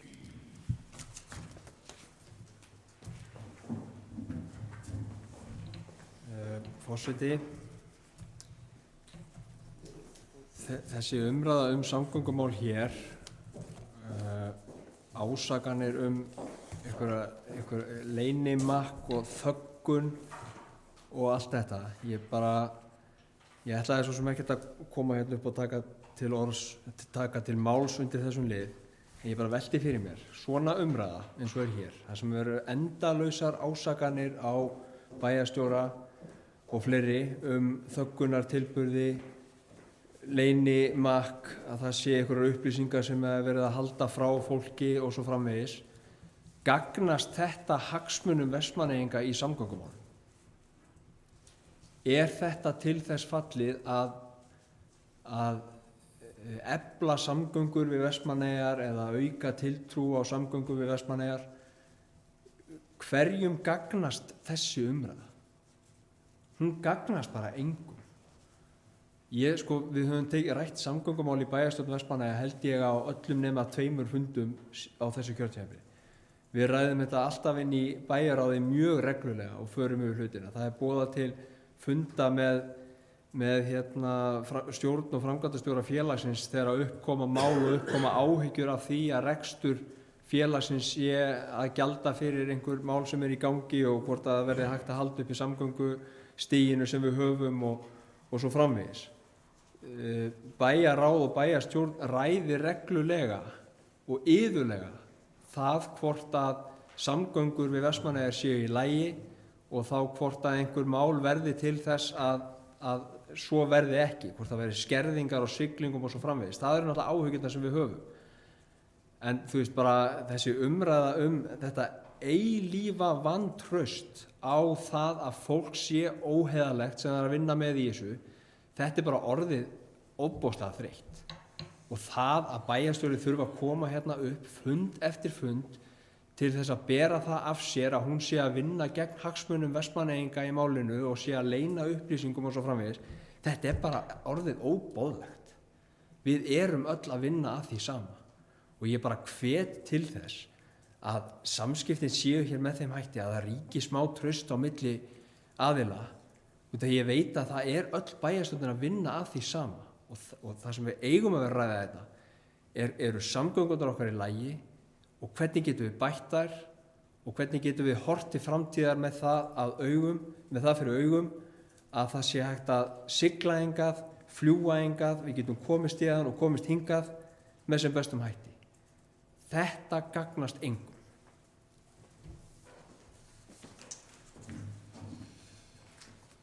Takk fyrir Njáll Ragnarsson. Vilja fleiri benda við þetta? Svo virðist ekki vera að sinni allavega. Hildur Sólveig Sigurðardóttir, jú.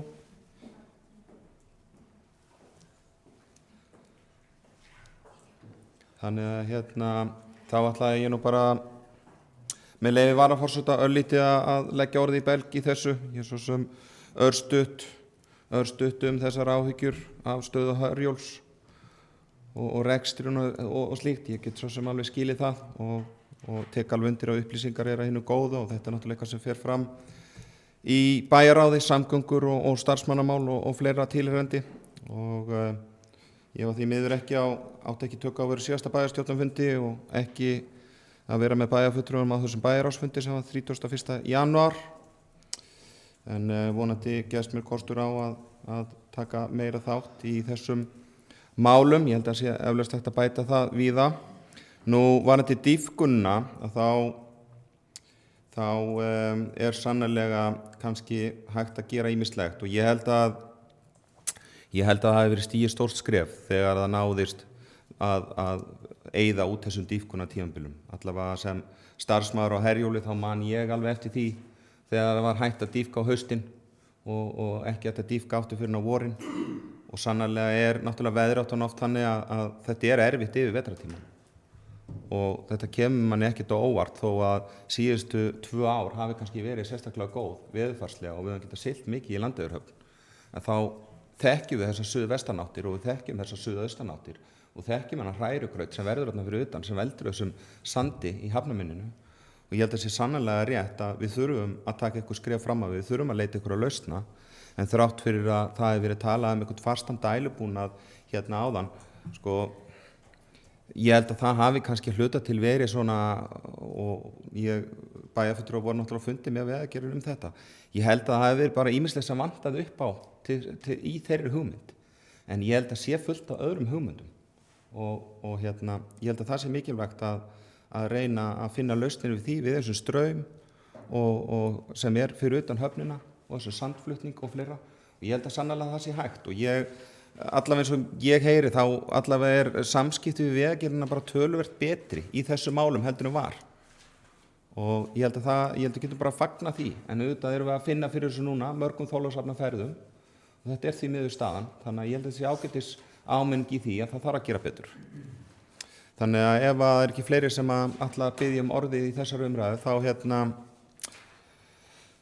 þá ætla ég að fara að segja þetta gott, en Hildur Sólveig Sigurðardóttir og svo held ég taki niðurstaðan, ekki svo vel.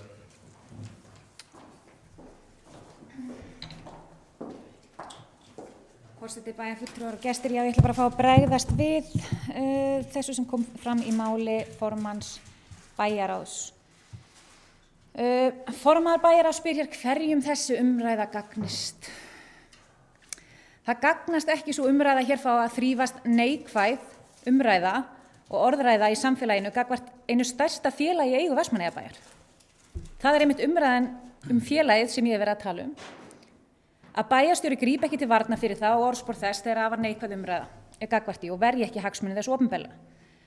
Formaður bæjarráðs ákallar bætt samskiptum leið hún áttar sig ekki á því að ég er einmitt að óska eftir bættum samskiptum, aukinu upplýsingagjöf sem að bæjarstjóri hefur ætlað og komið hér í pontu og ætlað að bæta úr sem er bara gott.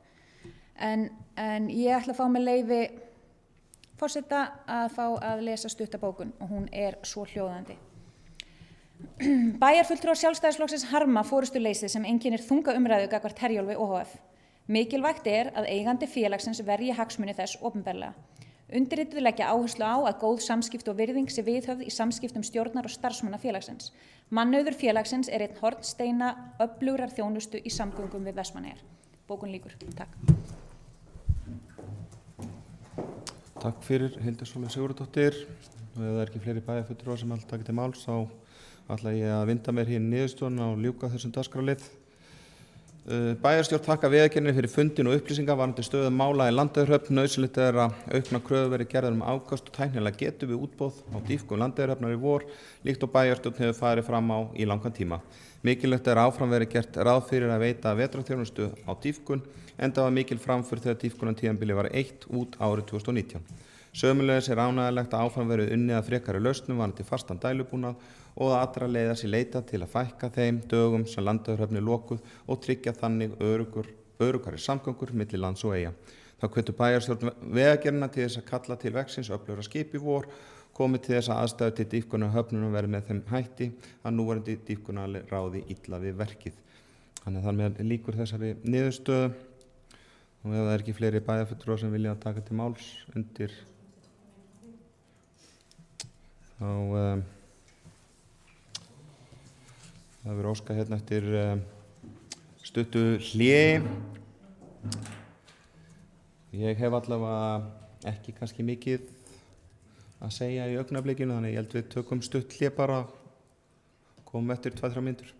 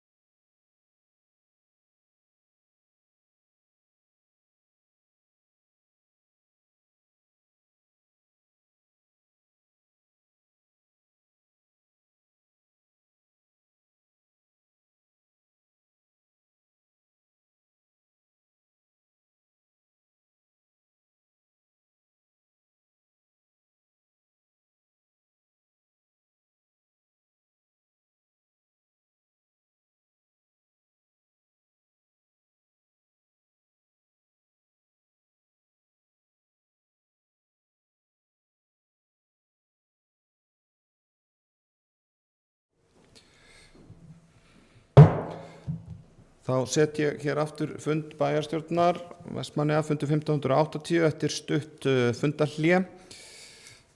Klukkan 19:29 og það er væntanlega bókun, gjörðu svo vel. Jóna Sigríður Guðmundsdóttir.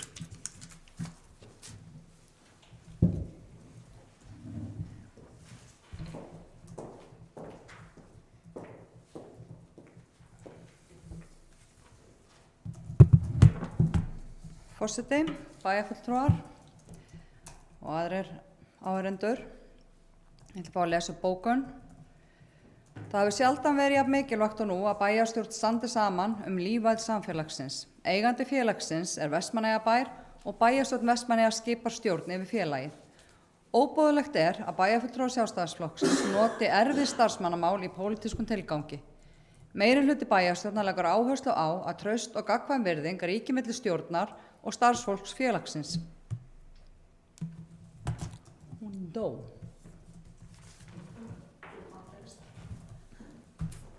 Afsakið.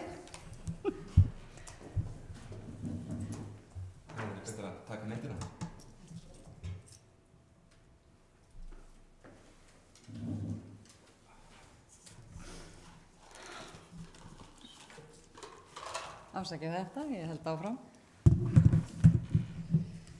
Meirihluti bæjarstjórnar leggur áherslu á að traust og gagnkvæm virðing ríki milli stjórnar og starfsfólks félagsins. Mannauður félagsins er verðmætur og skiptir öllu máli til þess að halda uppi traustum samgöngum milli lands og eyja. Takk fyrir.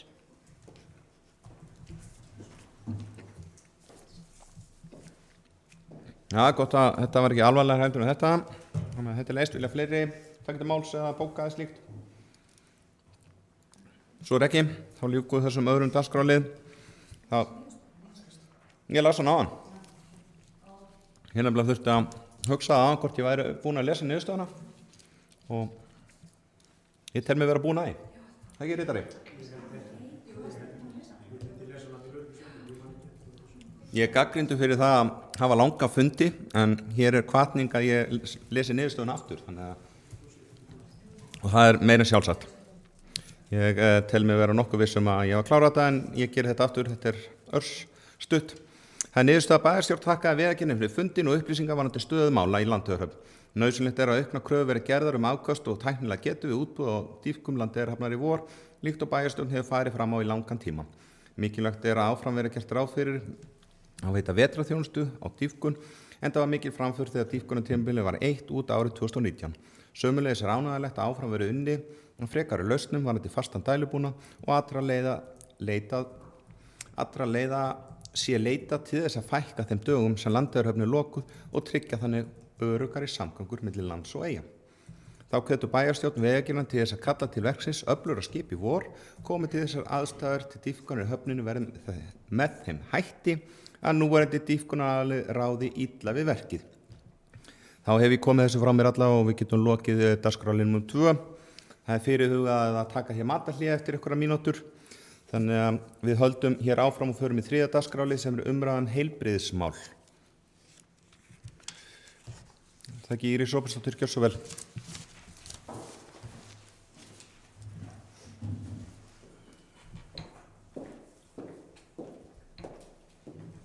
Forseti, bæjarfulltrúar.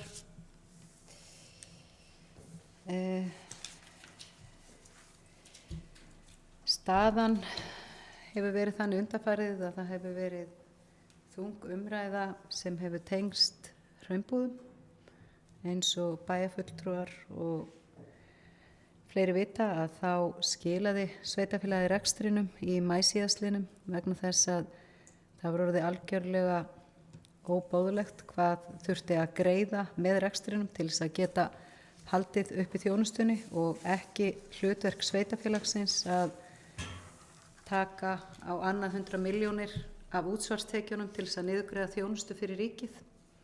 En auðvitað vorum við hrædd hvað þetta þýðir, að því að við erum öll sammála að þjónusta eins og hraunbúðir er að veita sem er í rauninni bara hjúkrunarheimili. Það er ekki nema, ég held að séu 1 eða 2 sem eru í rauninni dvalarrými, sem er ekki hjúkrunarrými lengur. Það getur vel verið þau séu meiri segja farin, ég hef ekki tjekkað á því nýlega. En þetta er náttúrulega þannig þjónusta að það væri miklu betra að hafa hana í nærumhverfinu. Og við myndum gjarnan vilja gera það, en til þess að það sé hægt þá þarf ríkið að hækka daggjöldin. Og það er ekki bara Vestmannaeyjabær sem hefur stigið þessu þungu skref að skila þessum rekstri, heldur eru það líka mjög mörg önnur sveitarfélög sem ekki sjá sér fært að veita þjónustuna vegna þess að ríkið greiðir ekki fyrir hana, þrátt fyrir það að bera fulla ábyrgð á þjónustunni, að þá hafa þeir ekki lagt í það að kostnaði að taka kröfulýsinguna vegna þess að þeir vita hvað það þýðir. En svokölluð Gylfanefnd fór í gegnum þetta og sagði að daggjöldin væri á lág og þeirri skýrslu var bara stungið undir stól. En nú er staðan þannig að HSU rekur þetta hér í Eyjum og það var svona erfið umræða og fór að bera óánægju og fór að berast inn svona ábendingar að fólk fyndist vanta upplýsingar og annað ýmislegt í síðustu viku og því ákvað bæjarráð að óska eftir óformlegum fundi með forstjóra HSU og forstjóri HSU og 2 framkvæmdastjórar komu á þann fund, meðal annars sá framkvæmdastjóri sem sinnir þeim hjúkrunarheimilum sem HSU rekur, sem eru nokkur. Og rætt var mikilvægi þess að upplýsa betur það starf sem á sér stað á heimilinu og jafnframt að auka upplýsingagjöf til allra hlutaðeigandi hvað stendur til að bæta á Hraunbúðum, meðal annars aðstöðu og breytingar sem HSU er að gera á húsnæðinu með þarfir heimilisfólks í huga. En bara svo það sé sagt, þá hefur Vestmannaeyjabær ekki sagt það að það megi ekki baka í eldhúsinu á Hraunbúðum. Vestmannaeyjabær er ekki að loka gamla matsalnum. Hann verður ennþá til staðar og verður þetta nýta í uppákomur og viðhafnir og meðal annars hollvinasamtökin geta nýtt sér hann fyrir sína uppákomur fyrir íbúa heimilisins. En á fundunum voru ræddar þessar gagnkvæmu áhyggjur á umræðunni og voru aðilar sammála að það skiptir máli að við höldum áfram í það jákvæða og góða ímynd sem Hraunbúðir hafa. Og það er öllum til góðs, starfsfólki, heimilisfólki, aðstandendum og auðvitað okkur bæjarbúum sem öllum þykir svo vænt Hraunbúðir. En það er mikilvægt að komi fram opinberlega upplýsingar það sem fer fram og varðandi umræðina sem sneri að breytingu sem verið er að gera inn á heimilinu sem ekki hefur verið upplýst opinberlega og í rauninni ekki nóg heldur inn í aðstandanda og íbúa hópin, heimilisfólki hefur ekki fengið nægar upplýsingar og þessa hluti þarf að laga. En það þarf líka kannski að búa til einhvers konar farveg þar sem þessar upplýsingar geta komið fram og allir geta fengið að segja sitt og leggja til í umræðina. En það hefur komið líka fram í umræðinni varðandi leigusamningin, nú er búið að ganga frá honum og leigan er greidd. En í framhald af þessum fundi þá fundaði bæjarráð með hollvinasamtökunum, félagi eldri borgara og ræddi við aðstandendur og aftur HSU og það eru allir sammála að það þarf að búa til vettvang. Það þarf að búa til vettvang fyrir þessi samskipti og það er gríðarlega mikilvægt að allir þessir aðilar eigi fulltrúa við borðið. HSU, hollvinasamtök, Hraunbúða, eldri borgarar, aðstandendur og Vestmannaeyjabær. Og staðan er þannig að það var niðurstaðan að leggja það til að þessi vettvangur verði settur á, hann verði formlegur, það verði fundað reglulega, það verða fundagerðir, líka fyrir okkur sem bara stöndum í rauninni utan við þetta, þá er ég kannski ekki að tala kjörna fulltrúa, heldur bara fólk almennt, að það fái upplýsingar hvernig staðan er. Að því ég held að allir sem starfi á Hraunbúðum séu allir að vilja gerðir að standa sig vel í sínu starfi og hugsa vel okkar besta fólk, sem er fólki sem er þar inni. Það er algjörlega klárt. En staðan er þannig núna að við funduðum nú hérna fyrir þennan fund, bæjarfulltrúarnir sem sita hér og ræddum þessi mál og ég reikna með bara að forseti lesi upp tillögu hérna á eftir af umræðinu í lokinni að hérna ef það er einhver fleiri sem vilja tjá sig en við erum sammála að við viljum ekki hafa þetta svona eins og staðan er í dag. Við viljum auka upplýsingaflæði og við viljum kalla fram það jákvæða sem hægt er að gera og bæta það sem þarf að bæta og vinna að því. En takk fyrir.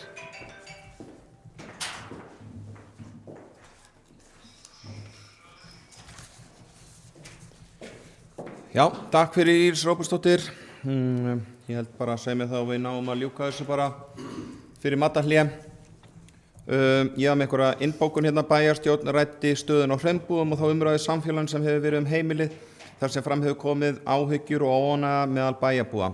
Átti bæjar á Vestmannaeyjum fund með forstjóra og 2 framkvæmdastjórum Heilbrigðisstofnunar Suðurlands, HSU, þar sem rekur Hraunbúðir. Fundurinn var mjög gagnlegur. Rætt var að mikilvægi þess að upplýsa betur það starf sem á sér stað á heimilinu en jafnframt að auka upplýsingagjöf til allra hlutaðeigandi hvað stendur til að bæta á Hraunbúðum, meðal annars aðstöðuna og breytingar sem HSU að gera á húsnæðinu með þarfir heimilisfólk í huga.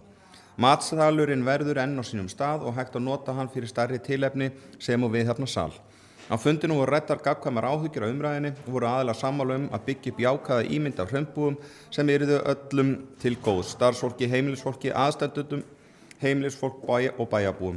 Mikilvægt að greina frá starfinu því góða sem á sér stað á heimilinu en jafnfram að bæta það sem betur má fara. Á fundinu komum fram gagnlegar upplýsingar meðal annars að leigusamningur og greiðsla húsaleigu aftur í tíman væri lokið, aðilar þurfi báðir að grípa til framkvæmda á Hraunbúum til þess að bæta aðstöðuna og að starfsfólk sé með í ráðum og skipulagi húsnæðisins. Einnig kom fram mikilvægi þess að upplýsa heimilisfólk og aðstandendur það sem framundan hverju sinni meðal annars varðandi húsnæði og starfsemina. Í framhaldi af fundi bæjarráðs var ákveðið að leggja til í samráði við hlutaðeigandi aðila að koma á formlegum samráðsvettvangi milli HSU, Hollvina, Samtaka Hraunbúa, fulltrúum aðstandenda heimilisfólk, félags eldri borgara og Vestmannaeyjabæjar málefni Hraunbúa.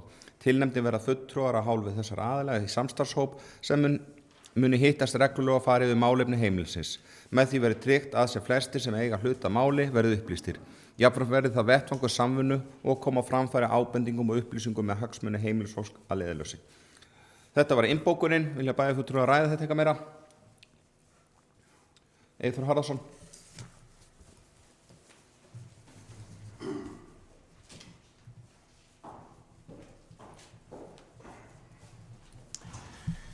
Forseti, bæjarfulltrúar og áhorfendur. Ég var svo sem einn af þeim sem var ekki sammála því að segja upp samningnum með rekstur Hraunbúða og einfaldlega vegna þess að ég tel að ríkið geri ekki nóg fyrir þennan málaflokk og við höfum haft efni á því að bæta í það sem ávantar til að gera þetta eins og við viljum hafa þetta. Það er 20 ár sirka bát, og ég sé ekki með nákvæmlega ártalið, sem við náðum þessu og tókum þetta í okkar umsjá til þess að bæta þjónustu við eldri borgarana og heimilismenn á Hraunbúðum og það er í rauninni hálfgerðu öfugmæli í því sem að maður heyrir hérna í pontu hjá bæjarstjóra Írisi Róbertsdóttur að vilja það besta fyrir fólkið en segja samt upp samningnum sem við vorum að reka. Hvað séu? Nei, við vorum að það var dálítið sérstakt að heyra það. En það sem ég langar að spyrja út af ég hef ekki séð að koma fram hérna neins staðar í gögnum sem ég hef, hver leigan sem að við fáum á mánuði fyrir Hraunbúðir og hver nettósparnaðurinn í því að hafa sagt upp samningnum, hvað erum við að spara sem samfélag eða í okkar rekstri með því að hafa sagt þessu upp árlega og kannski bæti maður við hann þess virði með við áhyggjur okkar af stöðin í dag sem að við höfum á Hraunbúðum. En í ljósi þessa þá erum við með bókun hér, fulltrúar Sjálfstæðisflokksins. Í áraraðir hefur Vestmannaeyjabær greitt tugi milljóna á hverju ári með rekstri Hraunbúða til að tryggja þeim íbúum sem þar dvelja viðunandi þjónustu. Á þessu kjörtímabili var tekin ákvörðun að segja Vestmannaeyjabæ frá rekstrinum og þar með dregið úr möguleikum sveitarfélagsins að hafa áhrif á þá þjónustu sem þessum hópi veitt. Fulltrúar Sjálfstæðisflokksins létu í ljós áhyggjur sínar vegna uppsagnar á samningnum og virðast þær áhyggjur raungerast ótrúlega fljótt. Takk fyrir. Já, takk fyrir Eyþór Harðarson.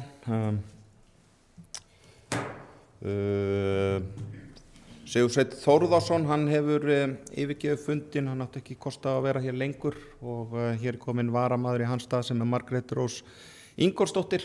Velkomin Margrét Rós. En við höldum áfram í þessum þriðja lið heilbrigðismál. Ritarum að bóka það, þessa breytingu 1943. Íris Róbertsdóttir, gjörðu svo vel.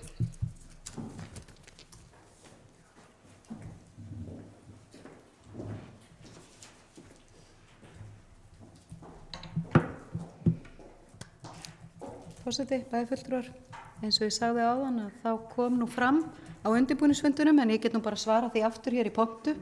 Við tölum 160 milljónir á þessu ári, það kom fram áðan á fundunum, við vorum inni. En varðandi leigusamningin, þá er fyrir fyrstu 8 mánuðina, þá er þetta rúmar 20 milljónir, þannig að þetta sé ekki svona 2,5 milljón á mánuði sem við erum að fá í leigu fyrir þann hluta sem HSU er að nota. En ég get alveg sagt það að það er aldrei hægt að segja það að bera saman peninga og fólk, og mér fannst svolítið gaman að heyra það í máli bæjarfulltrúa Eyþór Harðarsonar að við ættum bara nóga peningum og getum gert vel við fólk. Ég myndi líka vilja gera vel við okkar yngstu bæjarbúa og fjölga töluvert leikskólaplássum og breyta þessu og hinu, þannig við þurfum að hafa þá sömu sýn á alla þessa þætti.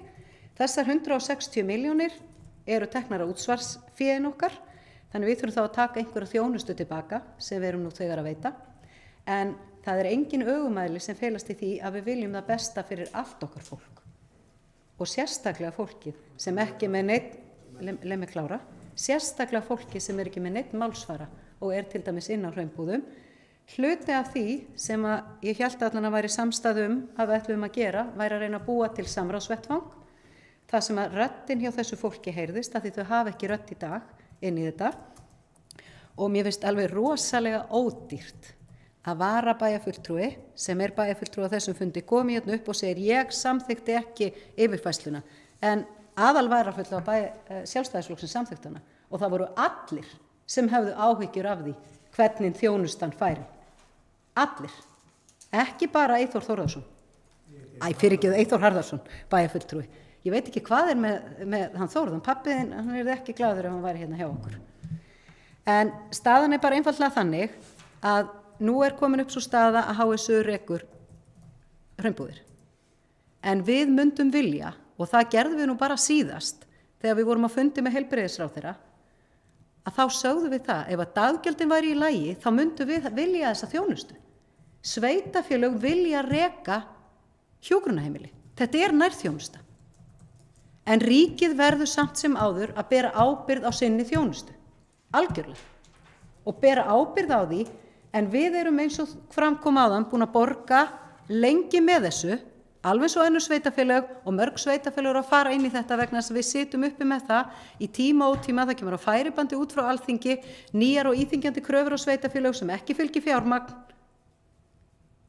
margt mjög gott sem er að koma, en það vantar bara fjármagn með því. Og það er enginn hérna inni sem ekki vill að það sé vel hugsað gamalt fólk. Enginn. En það var samt sem áður þannig að það samþykktu allir bæjarfulltrúar að segja upp samningnum.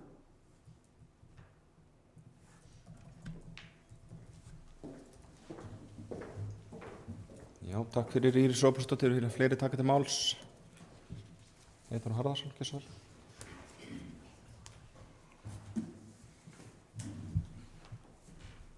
Forseti, bæjarfulltrúar,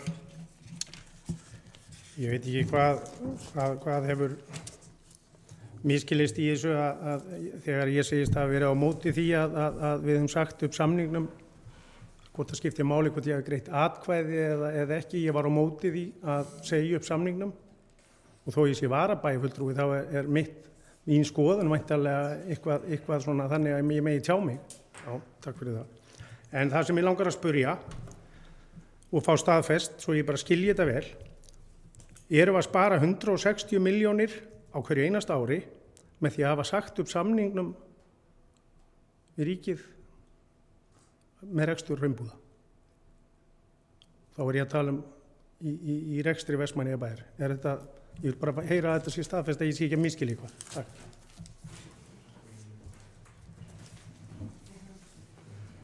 Já, takk fyrir Eyþór Harðarson. Njáll Ragnarsson, gjörðu svo vel.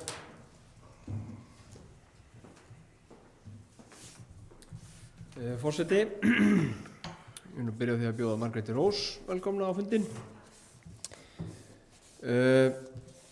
Síðasta árið sem að Vestmannaeyjabær rak hraunbúðir, það að segja síðasta heila árið sem að bærinn rak hraunbúðir, að þá voru borgaðar með rekstrinum af öðrum tekjustofnum sveitarfélagsins. Það var borgað með rekstrinum af öðrum tekjustofnum. Þetta setur Vestmannaeyjabæ í þá stöðu að þurfa að nota aðra tekjustofna til þess að greiða eitthvað sem að ríkið á að standa undir. Ríkið ber ábyrgð á þessari þjónustu og sveitarfélögin ráku þessa þjónustu fyrir ríkið, en það vantaði, eins og bæjarstjóri fór yfir, vantaði fjármagn með þessum rekstri. Það voru 160 milljónir greiddar með þessum rekstri og uppsafnað, ef mér skjátlast ekki, þá var uppsöfnuð tæpar 600 milljónir sem að sveitarfélagið lagði til þessa reksturs vegna vanefnda ríkisins á þessum samningum á 10 árum. Ef að við rækjum heimilið og eins og við gerðum, að þá erum við, eins og áður segir, að nota tekjustofna sem eru ætlaðir í annað til þess að borga með þessum rekstri.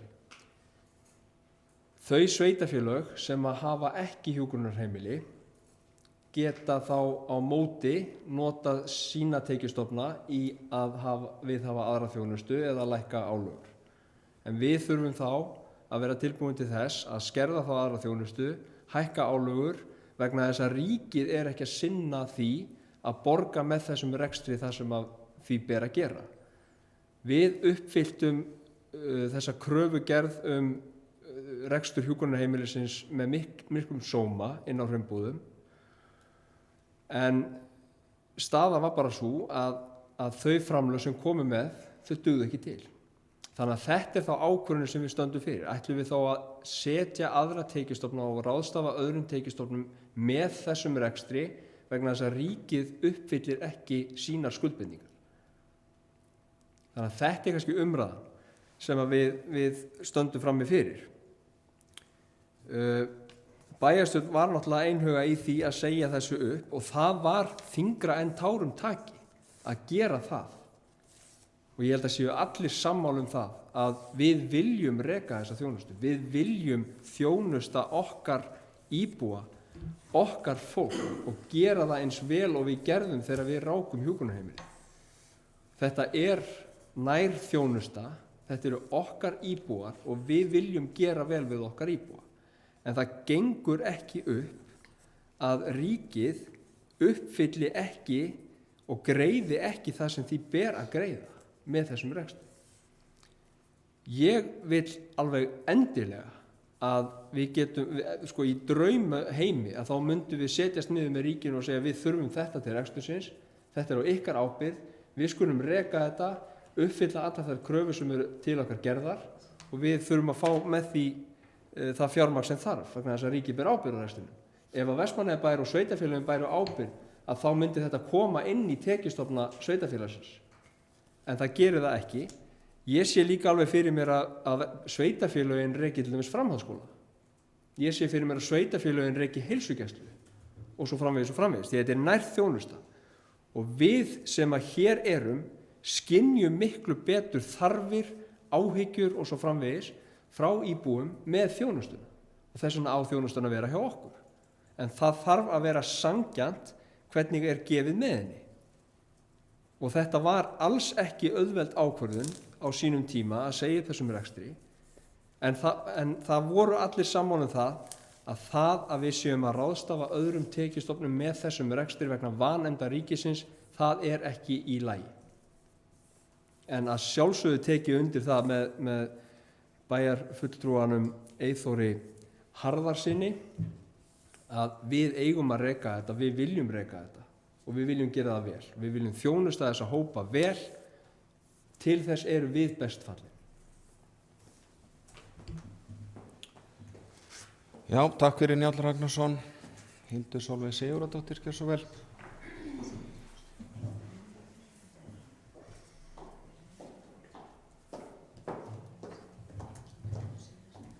Forseti, bæjarfulltrúar og áheyrendur. Já, það hefur verið mikil umræða um þjónustu við íbúa á hjúkrunarheimilinu Hraunbúðum og eins og hefur hér komið fram að þá var tekin ákvörðun á kjörtímabilinu að segja sig frá þessum rekstri. Upphaflega vegferðin var til að þrýsta á og knýja á hærri fjárframlög með rekstrinum sem hafa líkt og hefur komið hér fram í máli bæjarfulltrúa og bæjarstjóra ekki dugað og Vestmannaeyjabær hefur því þurft að hlaupa undir bagga til að tryggja viðunandi þjónustu. Það hefur náttúrulega ekki farið fram hjá þeim sem hafa fylgst með að rekstur sveitarfélagsins hefur verið að þyngjast. Hallarekstur aðalsjóðs var staðreynd við framlagningu síðasta ársreiknings ásamt því að veltufé frá rekstri aðalsjóðs sem hlutfall af heildartekjum hefur ekki verið jafn lágt síðan 2007. En það merkir að fjárflæðið á rekstrinum var í sögulegu hámarki síðustu 13 árin. Og við framlagningu síðustu fjárhagsáætlunar þá var gert ráð fyrir að gengið væri á þriðjung allra sjóða sveitarfélagsins frá því að þessi meirihluti tók við eða vel rúmlega 1 milljarð. Í þessu ljósi væri auðvitað óábyrgt fyrir fulltrúa að ætla að halda áfram að steypa sveitarfélaginu í meiri halla. Ég persónlega, þegar ég samþykkti það að segja upp þessum samningi á sínum tíma, var það mín einlæg von að hægt yrði að ná lengra í samningum við Sjúkratryggingar Íslands og fá nýjan og betri samning til að tryggja þjónustuna hér, en svo var ekki. Og það ætti auðvitað engum að koma á óvart í ljósi þess að eins og kom fram í máli formanns bæjarráðs er búið að veglega greiða með rekstri sem að við hefðum átt að vera að fá mun hærri framlög með, að þegar að önnur stofnun tekur yfir sama rekstur og er ekki að greiða þessa sömu 10 eða 100 milljóna með þjónustunni, að þrátt fyrir það að það hefði orðin ákveðin samlegðar áhrif gagnvart rekstri HSU sem rekur hér sjúkrahúsið, að þá ætti það ekki að koma neinum á óvart að það verði einhverjar breytingar. En eins og var með leyfi forseta bókað í bæjarráði að þá var það einlæg von bæjarráðs að þegar Sjúkratryggingar Íslands taki yfir rekstur Hraunbúða næsta vetur, eins og kom það fram, verði tryggt að þjónustan skerðist ekki frá því sem nú er. Og eins og hefur komið hér fram áður að þar sem að við erum ekki með þannig rekstur á okkar herðum, að þá auðvitað eru okkar hendur bundnar að mörgu leyti, en ég fagna þó þessum samráðsvettvangi sem á að koma á meira samtali, meiri og betri upplýsingagjöf. En mér fannst líka áhugavert hvað í þessu máli var mjög einfalt og gekk mjög skjótt að eiga og boða til aukafundar í bæjarráði með hlutaðeigandi aðilum í félagi og varðandi rekstur sem að við erum ekki ábyrg fyrir, en aftur á móti þegar verið er að óska eftir upplýsingum eða fundum eða umfjöllunum málefni sem að tilheyra rekstri sveitarfélagsins sannarlega, að þá er það mun erfiðara og þyngra í vöfum og tekur lengri tíma. Takk fyrir.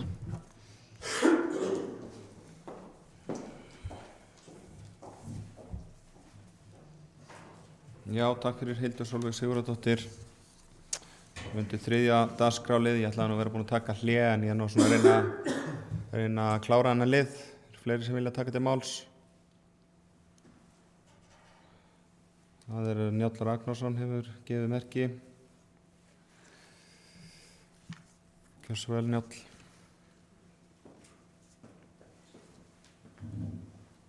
Forseti, mér kannast ekki við að hafa neitað nokkrum aðila nokkurt fund í bæjarráði, svo þessi sagt. Þannig að ég kannast ekki við þessar ásakanir. Ég hreinlega farin að bíða eftir að ég verði sakaður hér sem formaður bæjarráðs að hafa skipulagt innrás Rússa í Úkraínu með allt sem á undan er gengið hér, ásakanir mér á hendur og svo framvegis.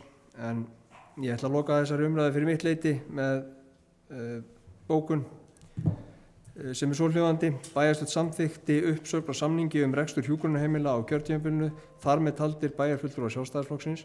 Það er afskaplega sérstakt að bæjarfulltrúar Sjálfstæðisflokksins vilji núna hlaupast undan ábyrgð á þeirri stöðu sem upp er komin. Rekstur hjúkrunarheimila er nærþjónusta sem best væri rekin hjá sveitarfélögum, til þess þarf þó að fylgja fjármagn til rekstursins.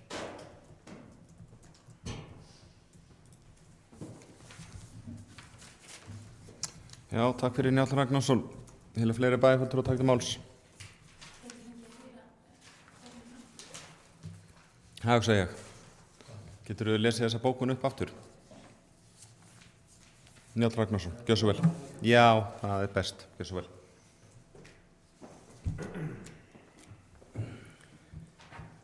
Forseti, bókurinn er svohljóðandi: Bæjarstjórn samþykkti uppsögn á samningi rekstur hjúkrunarheimila á kjörtímabilinu, þar með taldir bæjarfulltrúar Sjálfstæðisflokksins. Það er afskaplega sérstakt að bæjarfulltrúar Sjálfstæðisflokksins vilji núna hlaupast undan ábyrgð á þeirri stöðu sem upp er komin. Rekstur hjúkrunarheimila er nærþjónusta sem best væri rekin hjá sveitarfélögunum, til þess þarf þó að fylgja fjármagn til rekstursins.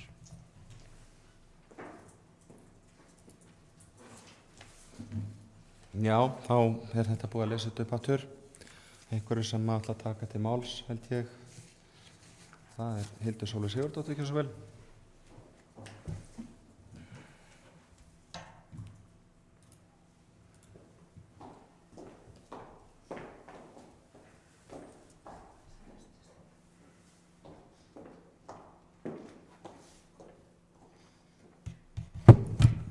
Bæjarfulltrúar og gestir, ég ætla að leggja fram bókun örstutta. Bæjarfulltrúar Sjálfstæðisflokksins eru ekki að hlaupast undir ábyrgð en benda á að áhyggjur þeirra hafi raun gerst. Bókunlíkur.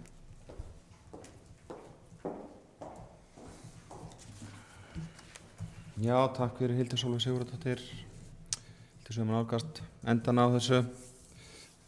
Kannski með áður fyrir niðurstöðurnar og með leyfi varaforseta, þá tek ég nú undir svona margt í þessu.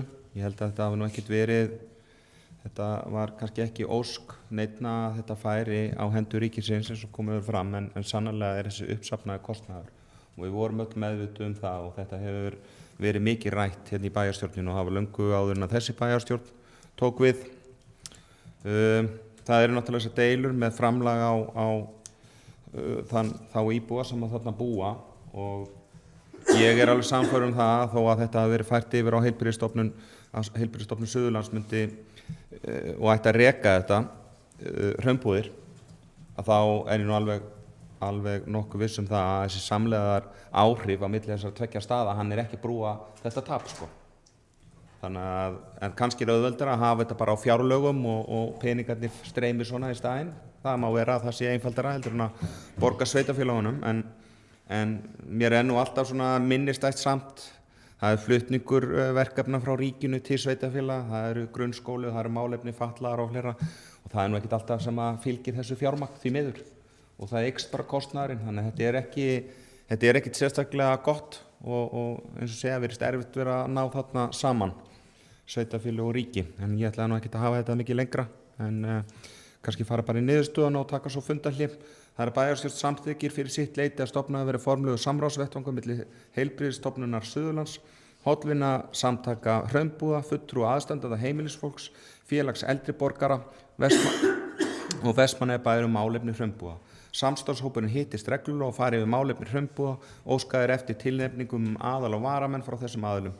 Samráðsvettvangurinn er til þess að tryggja að sem flestir sem hlut eiga máli verið upplýstir, vinna saman og koma á framfæri ábendingum og upplýsingum með hagsmuni heimilisfólks að leiðarljósi. Heilbrigðisstofnun Suðurlands tilnefni 2 aðalfulltrúa og 2 til vara. Aðrir tilnefni 1 aðalfulltrúa og 1 til vara. Þannig þessi niðurstaða og það verður engin beðið orðið, þannig að við tökum þá fundarhlé og verður örugglega 20 mínútur eitthvað svoleiðis.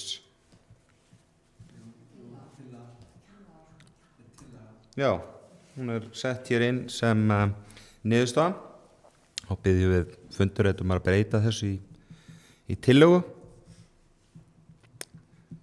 Og er ekki þá rétt að við endum þetta á atkvæðagreiðslu þegar bæjarfulltrúar sem samþykkir þessar tillögu?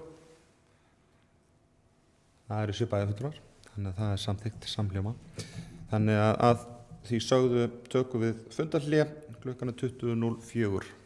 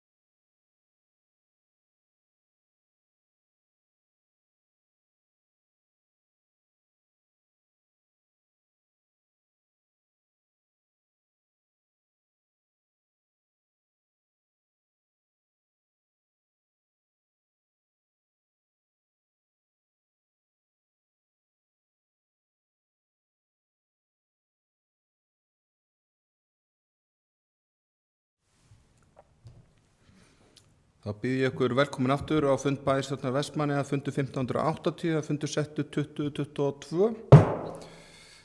Við vorum að klára dagskrármál númer 3 hér fyrir fundarhlé. Þannig að við erum komin í dagskrármál númer 4. Það er bæjar á Vestmannaeyja, fundu 3168, það er liðir 1-7 sem liggja fyrir til upplýsinga. 5. dagskrárliður umhverfis- og skipulagsráð Vestmannaeyja, fundu 358, það er liðir 1-5 sem liggja fyrir til upplýsinga. 7. dagskrármál er fjölskyldu- og tómstundaráð, það fundu 274, það hefur óskað eftir umræðum lið númer 5 og Margrét Rós Ingólfsdóttir hefur óskað eftir að víkja fundi undir þessum lið. Aðri liðir liggja fyrir til upplýsinga, það er liðir 1-4 og 6. Það sem var bókað í fundagerð ráðsins var eftirfarandi.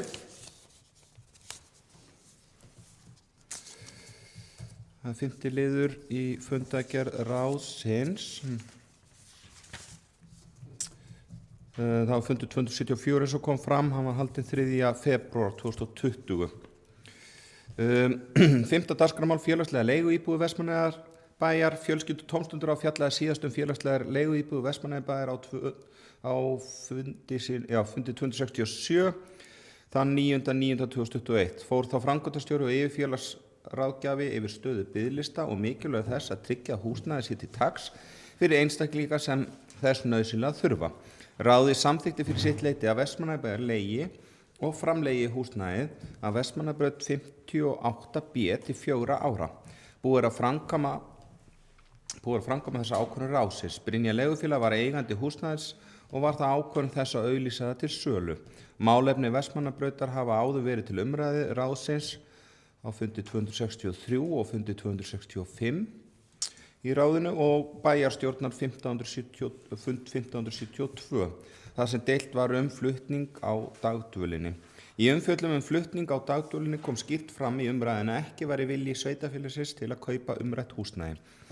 Niðurstaða: ráðið þakkar kynninguna, ráðið fagnar því að nú sé verið að koma til móts við þörf á fleiri félagslegum leiguíbúðum fyrir einstaklinga. Bókun frá fulltrúum D-lista, fulltrúa Sjálfstæðisflokksins í fjölskyldu- og tómstundaráði harma að Vestmannaeyjar hafi ekki fest kaup á Vestmannaeyjabraut 58B, gamla sambýlið, þegar á því var kostur.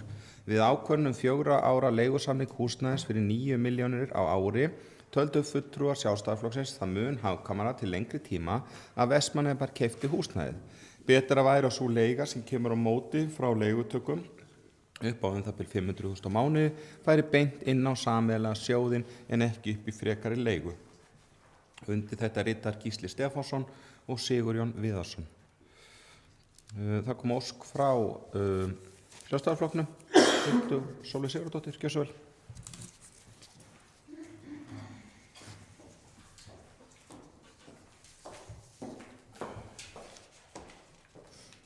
Forseti, bæjarfulltrúar og gestir og áheyrendur. Já, ástæða þess að við óskum umræðu þetta mál er í rauninni tvíþætt, kannski fyrst og fremst svo, bæði kjölfar innbókunar og fjölmiðlaumfjöllunar málið.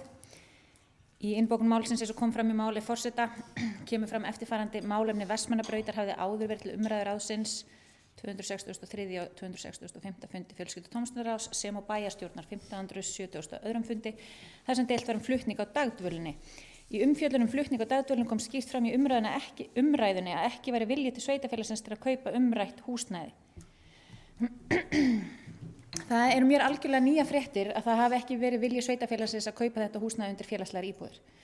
Og það væri afar forvitnilegt og gott ef að bæjarstjóri gæti bent mér á hvar sú afstaða hafi komið fram að ekki hafi verið vilji til að kaupa umrætt húsnæði fyrir félagslegar íbúðir.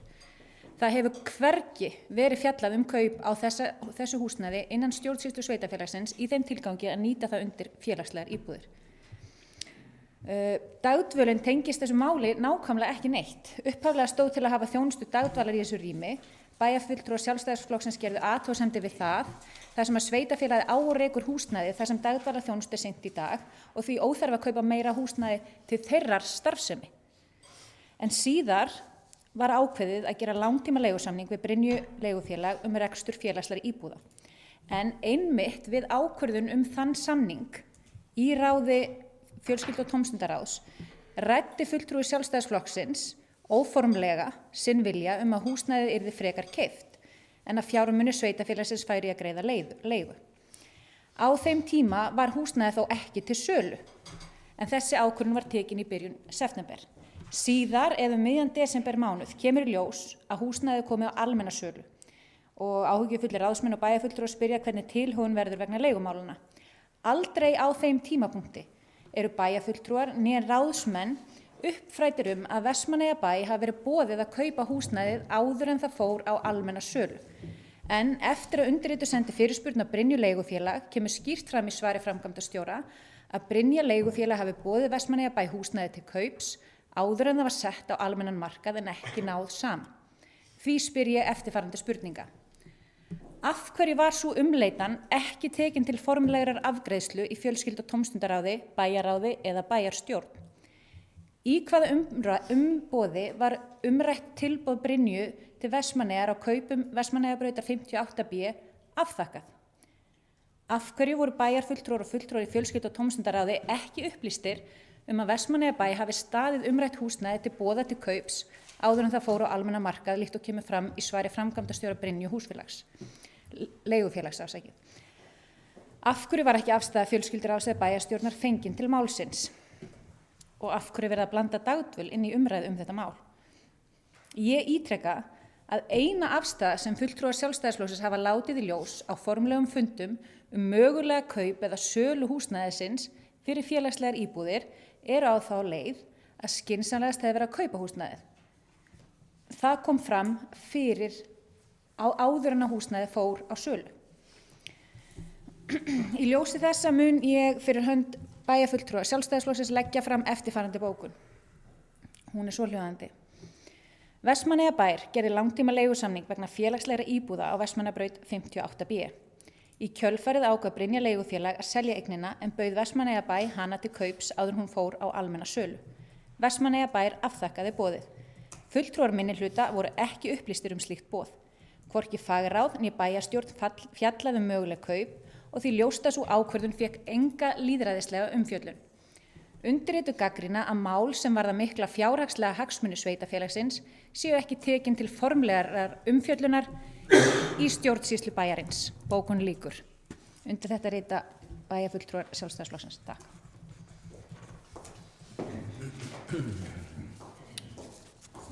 Já, takk fyrir Hildur Sólveig Sigurðardóttir. Vilja fleiri ræða þennan 6. lið? Íris Róbertsdóttir, gjörðu svo vel.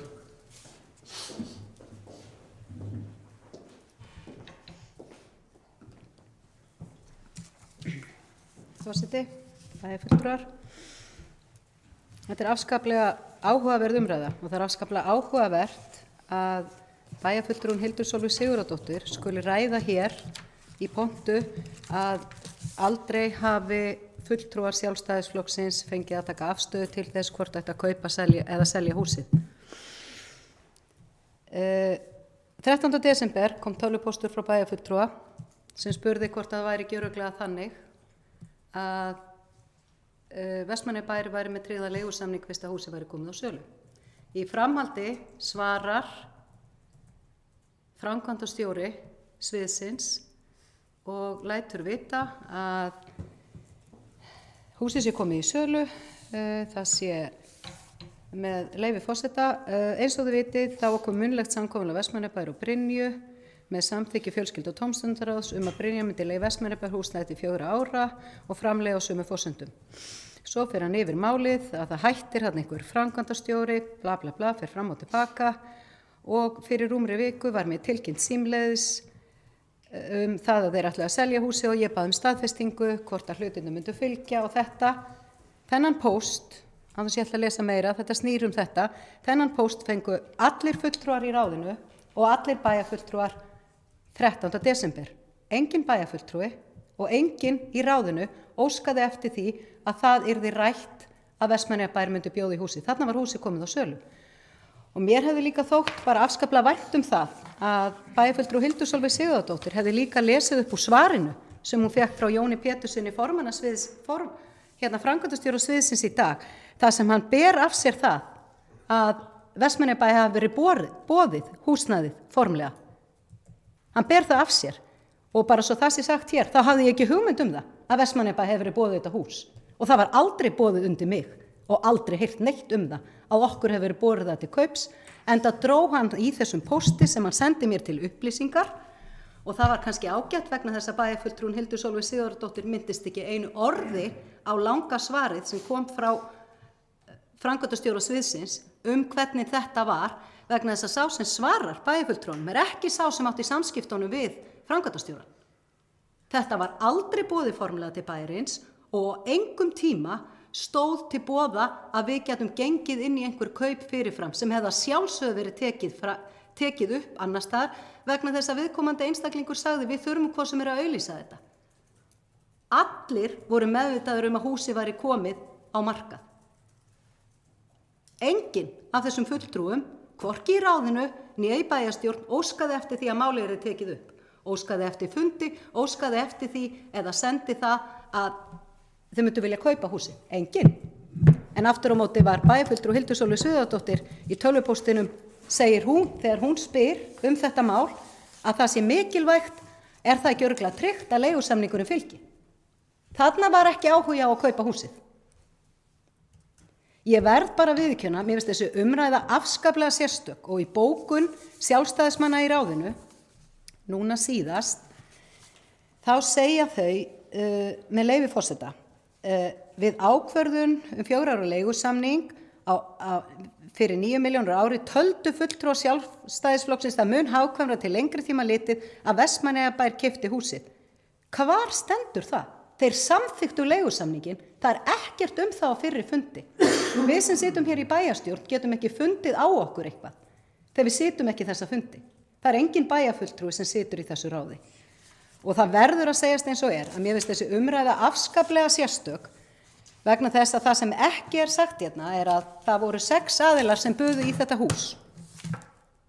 Og sumir þeirra hafa ég bara tölverða tengingar inn í hóp minnihlutans. Þannig það mjög sérstakt að það sé verið að reyna að gera það opinbert og gera það eitthvað grunnsamlegt að Vestmannaeyjabær hafi ekki viljað kaupa hús sem ég hafi ekki hugmyndum að bænum stæði til boða að kaupa, ekki hugmyndum. Og það hefur aldeilis ekki verið stemming fyrir því að bæta við húsnæði hér hjá bæjarfulltrúum Sjálfstæðisflokksins í gegnum tíðina. Þannig það algjörlega nýja fréttir fyrir mig að þau vilji kaupa hús í bænum hérna. En það hefði bara verið gott að fá ósk það, að því allir voru upplýstur það að húsið væri til sölu. Þannig þetta rosalega sérstök eftir á skýring þegar allir höfðu tækifæri til þess að óska eftir því að því Jón, framkvæmdastjóri sviðsins, hann upplýsir alla bæjarfulltrúa og alla ráðsmenn ferlið sem máli var í.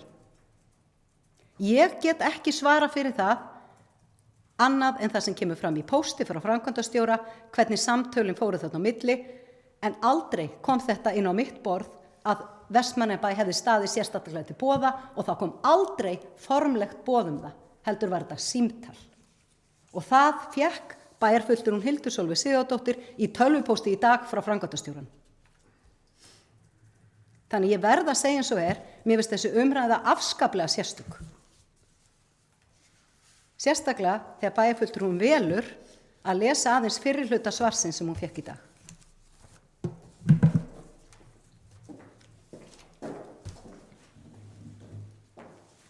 Takk fyrir Íris Ómarsdóttir, vilja fleiri ræða þetta mál. Hildur Sólveig Sigurðardóttir, gjörðu svo vel.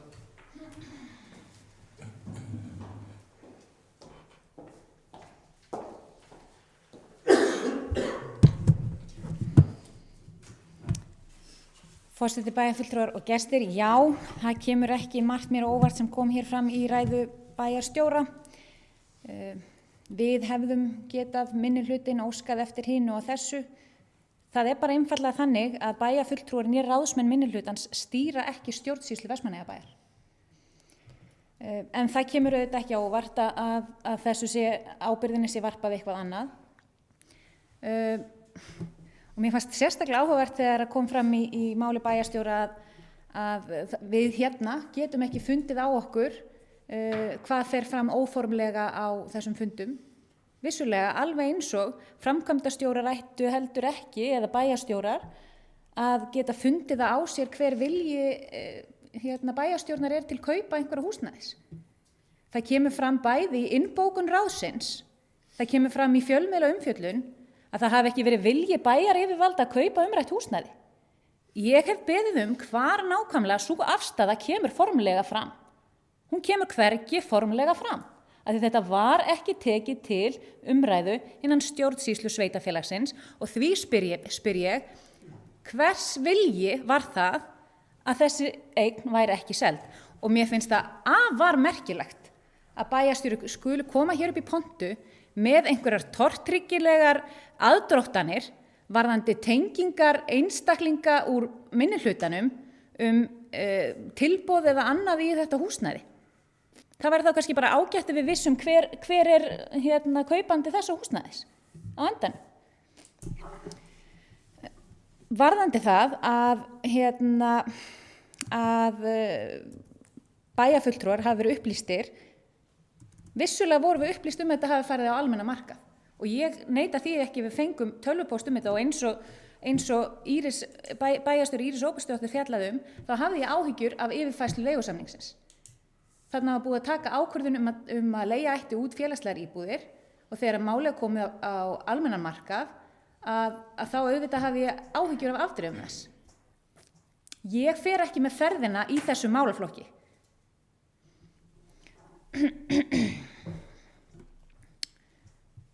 Já, ég ætla að láta þetta staðanum við. Takk. Takk fyrir Hildur Sólveig Sigurðardóttir. Vilja fleiri bæjarfulltrúar að þetta mál?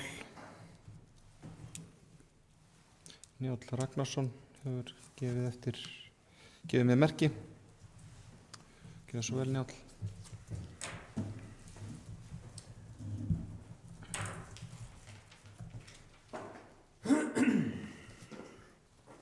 Forseti,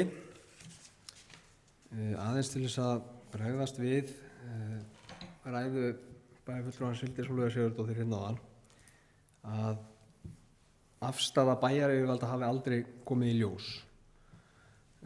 Hérna í bæjarstjórn erum við búin að ræða húsnæðismál margoft og ítrekað.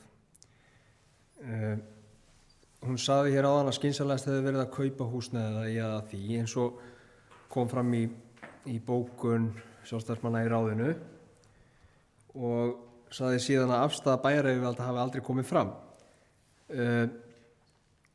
Mér langar með leyfi forseta að fá að lesa upp orðrétt úr ræðu bæjarfulltrúans Hildar Sólveigar Sigurðardóttur við fjárhagsáætlanagerð að mig minnir fyrir árið 2020. Þá sagði hún: Það er virkilega ánægjulegt að þetta minnisblað sé komið fram við bæjarfulltrúar Sjálfstæðisflokksins eru búin að ítreka það oft að það sé mikið óhagræði í því fólgið að reka mikið af fasteignum og miklir hagræðingamöguleikar fólgnir í því að draga úr fjölda fasteigna sveitarfélagsins. Í fjárhagsáætlanavinnunni komum við bæjarfulltrúar Sjálfstæðisflokksins með tillögu sem við lögðum fram að fari verði í heildarendurskoðun og húsnæðisstörf sveitarfélagsins með það að markmiði að selja, leigja eða rífa fasteignir með það að markmiði að draga úr íþyngjandi og vaxandi rekstrarkostnaði fasteigna. Ef að það er eitthvað að marka það sem er sagt hér, að þá myndi ég segja að í þessum orðum felist afstaða. Það ættu allir að vera sammála. Aukin heldur hefur oddviti Sjálfstæðisflokksins talað hér illkvindið Margréti Thatcher og mikilvægi einkaframtaksins, það sem er betra að einkaframtaki ekki ákveðna hluti og sveitarfélög og ríki eigi ekki að skipta sér af því. Þannig að afstaða, eða bókun sjálfstæðismanna í ráðinu, hún kom mér á óvart og ég hugsaði með mér, ok, það er ekki þannig að limitir dansi eftir höfðinu, en nú er komin einhver kúvending og annarkvort er þá oddviti sjálfstæðismanna hefur honum algjörlega snúist hugur hvaða húsnæðismál sveitarfélagsins eða er ekkert að marka það sem hún segir og það er annarkvort. 10. nóvember 2020 þá var fundur í fjölskyldu- og tómstundaráði, þetta er 253. fundur og mér langar líka að lesa upp úr niðurstöðu þess fundar. Þar segir, með leyfi forseta: Brynja Hússjóður hefur sagt upp öllum leigusamningum við leigutaka í þjónustu íbúðum á á Vestmannabraut 58B og rennur leigutíminn út þann 1. mars næstkomandi. Samhliða hefur Brynja húsjóður boðið Vestmannaeyjabæ húsi til leigu eða kaups. Ráðið hefur fjallað tilboð Brynju húsjóðs og tilbúið að samþykkja að greiða leigu og meðan núverandi leigutakar búa þar. Ráðið felur framkvæmdastjóra að ganga til samninga við Brynju húsjóð slíka leigu. Ráðið ekki tilbúið að samþykkja uppgefið leiguverð til framtíðar á húsnæði Vestmannabrautar 58B enda veruleg hækkun á því leiguverði sem í dag. Þegar að við erum að ræða húsnæðismál, hvort af sveitarfélagi eiga húsnæði eða leigja það, þegar að við tökum svona heilt yfir afstöðu til þess hvort við eigum að safna húsnæði eða losa okkur við það, að þá hljótum við að gera þá kröfu að við meinum það sem við segjum. Það hlýtur að vera lágmarkskrafa.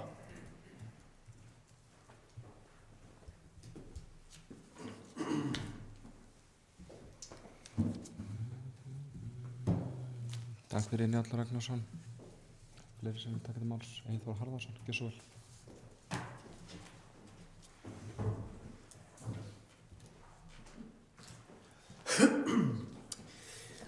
Forseti, bæjarfulltrúar. Ég ætlaði nú ekkert að taka til máls í þessu lið en við komum hérna með einfalda bókun sem með ákveðin skilaboð eða spurningar hvar í stjórnsýslunum svona hlutir eru, hvar svona ákvarðanir eru teknar með hvort kaupa eða selja í hús eða hvað sem við kemur svona eins og við séum kaupu fasteign og hvar það er ákvarðanir teknar. Hér koma bæði bæjarfulltrúi Njáll Ragnarsson og bæjarstjóri Íris Róbertsdóttir upp og tala einhvern veginn og snúi svo öll á hvolf sem var verið að bóka og segja að Hildur Sólveig bæjarfulltrúi hafi sagst ekkert af að hún segist hefði vilja kaupa húsið. Hún sagðist aldrei hafa vilja kaupa húsið hér í sinni framsögu hérna áðan. Þannig að það sé alveg á hreinu, ekki nema þá að ég hafi bara þá mist af því, en ég heyrði það ekki. En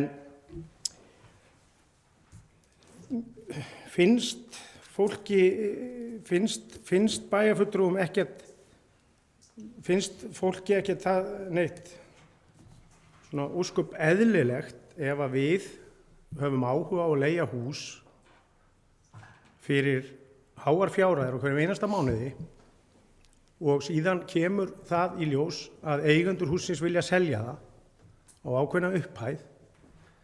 Er þá eitthvað óeðlilegt að það sé skoðað hvort að það sé hagur fyrir bæjarsjóð að kaupa eignina sem að við ætlum að gera langtíma leigusamning Það er það sem við erum að spyrja hérna. Við vorum ekki, og Hildur Sólveig, bæjarfulltrúi Hildur Sólveig var ekki að lýsa því yfir að hún hefði viljað að bæjarsjóður keypti þetta húsnæði. En mér hefði fundist það fullkomlega eðlilegt að þegar að bæjaryfirvöld sem að leigja eignina verða vitni eða fá upplýsingar það að ég selja eignina, að það sé metið hvort það sé hagstætt að kaupa eignina eða leigja hann áfram. Í mínum huga ég ekki að segja að ég hefði viljað kaupa sig, en mér hefði fundist eðlilegt að það hefði verið rætt hvort að ástand hússins og kaupverð hússins væri bænum hagfellt að ganga til samninga kaupa á því eða bara leigja það af næsta aðila sem kaupir það. Þetta í rauninni okkar umræða hérna á fundinum, ekki að lýsa því yfir að við viljum auka eignir bæjarins eða kaupa eins og þið snúið þessari bókun okkar og hvolf. Takk fyrir. Já, takk fyrir. Eyþór Harðarsson, Íris Róbertsdóttir, gjör svo vel. Forseti, það fulltrúar eða ákvarðanir kaup og sölu eigna. Ég nú alveg viss það að bæjarfulltrúi Hildur Sólveig Sigurðardóttir veit nákvæmlega hvað þær eru teknar, það sem hún búin að sitja lengi það að tekið í bæjarráði. Það hefur ekkert það er ekkert til það að sveitafélaginu hafi verið boðið þessi eign. Þess vegna er þetta sjálfsögðu ekki tekið fyrir í bæjarráði. Það sem ég var að meina áðan, að allir bæjarfulltrúar, ekki bara minnihlutin, líka meirihlutin, hefðu getað óskað eftir því, viljum við kaupa þetta hús. Það var enginn sem sýndi því áhuga. Og þar sem að kemur fram í þessum tölvupósti sem að bæjarfulltrúum vitnaði til áðan, sem að framkvæmdastjóri sviðsins svaraði svo í dag, ég hef ekki fengið neitt. Það er ekkert til í gögnum bæjarins að bæjarnum hafi verið boðið þetta hús áður en það var sett á sölu. Það sýndi enginn því, ekki neitt í meirihlutanum og ekki neitt í minnihlutanum, ekki framkvæmdastjórarnir, ekki neitt í ráðinu. Það sýndi því enginn áhuga að kanna þetta. Ef að það hefði borist tilboð eða borist ósk að bærinn myndi kaupa húsið, þá hefði það sjálfsögðu verið tekið fyrir í bæjarráði. En það var bara ekki. Ég frétti af því að okkur hefði verið boðið þetta með þessum hætti því ég las hennar tölvupóst í dag. Og það getur framkvæmdastjórinn staðfest. Ég er ekki að skjóta mér undan ábyrgð á einhverju sem ég veit ekki Þannig það er ósanngjarnt að segja það. Og ég ítreka aftur, ég var mjög hissa að bæjarfulltrúinn skyldi ekki lesa eitt einasta orð upp úr samskiptunum sem komu þá frá framkvæmdastjóranum sem þó var í samtalinu málið á sínum tíma. Viðkomandi aðili sem svarar bæjarfulltrúnum var ekki sá sem að ræddi við framkvæmdastjóra sviðsins.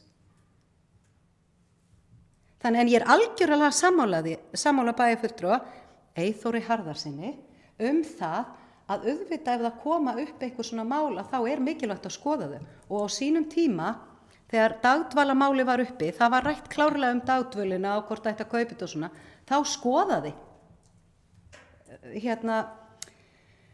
framkvæmdastjóri umhverfis- og skipulagssvið málið. Og hann taldi ekki að þetta væri ekki góð kaup á þeim tíma, en það kom aldrei upp aftur. Húsnæðisnefndin ræddi þetta inni hjá sér þegar var verið að ræða og það voru skipta skoðanir milli framkvæmdastjóra inni í nefndinni. Ég fekk að vita það því í dag. En staðan er þannig, það kom aldrei neitt boð að við ættum að kaupa þetta hús. Hvar átti þá að taka þetta fyrir og hvað þá þegar ég er á að standa hér í vörn og sókn fyrir að þetta hafi ekki verið tekið fyrir því ég vissi ekki einu sinni af þessu samtali sem var óformlegt samkvæmt þeim upplýsingum sem ég hef, því engin gögn liggja fyrir það að sveitafélagin hafi staðið þetta til boða, enda kemur fram í tölvupóstinum sem bæjarfulltrúinn vitnaði ekki til að þetta hafi verið óformlegt og það hafi verið sagt, við þurfum hvað sem er að auglýsa það. En að sjálfsögðu, það má alveg segja að það kannski hefðu einhverja bjöllur átt að óska eftir þetta er tekið upp. Það var bara ekki gert. Fólk horfði til leigusamningsins sem er langtíma en samt til 4 ára. Þannig það er þetta að hugsa það í framhaldinu, eða þá að ég er alveg að það er uppsagnarákvæði sem leigusamningi. Ef það er vilji fyrir því að fara þessa leið að skoða kaup á húsinu. En mér finnst ómaklegt að vera að halda því fram að ég hafi tekið einhvers staðar ákvarðanir þetta mál við einhvers staðar í stjórnsýslunni, ekki það sem bæjarfulltrúar eða ráðið það fjallað málið kom aldrei þannig inn. En það hefði alltaf farið inn í bæjarráð, svo það sé sagt, kaup og sala eigna fer fram þar inni.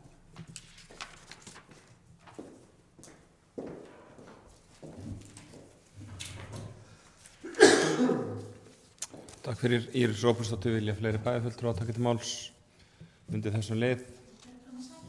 Hildur Sólveig Sigurðardóttir, gjörðu svo vel.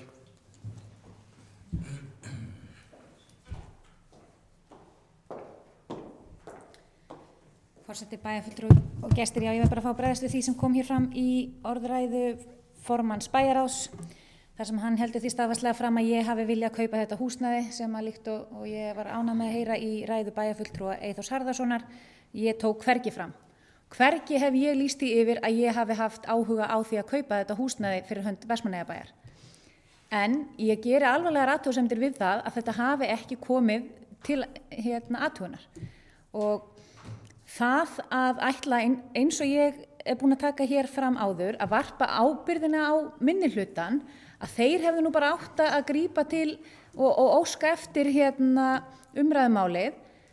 Vissulega eins og sem var ekki rétt að koma fram að það hefði engin fulltrúi tala fyrir því, það er bara ekki rangt. Bæjarstjóri sjálfur hefur talað í fjölmiðlum óformleg samskipti milli bæjarfulltrúa, þannig að það er bara alveg eðlilegt að óformleg samskipti ráðsmanna gildi eins.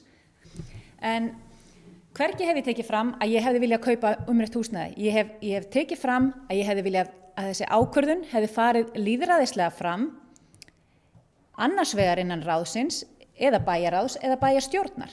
Það hefði verið ofboðslega einfalt þegar þetta mál kom upp, og af því það er mikið búið að vitna í þessa tölvupósta, þá ætla ég bara að fá með leyfi forseta að lesa hér upp þau svör sem ég fékk þetta mál.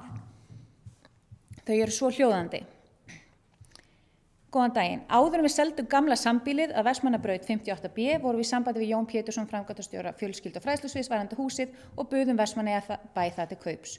Þetta eru þær upplýsingar sem ég fékk frá viðkomandi. Það er búið að taka fram hér svör hans Jóns, og eins og hann tekur fram, svo það séu hreinu, það kom aldrei formlegt tilboð að Vestmannaeyjabær geti keypt Vestmannaeyjabrautina. Heldur var hugmyndin reifuð við mig. Það er alveg hárrétt, en þarna er eðlilegt þegar þetta kemur upp að þetta sé farið með þetta í eðlilegan stjórnsýslulegan farveg.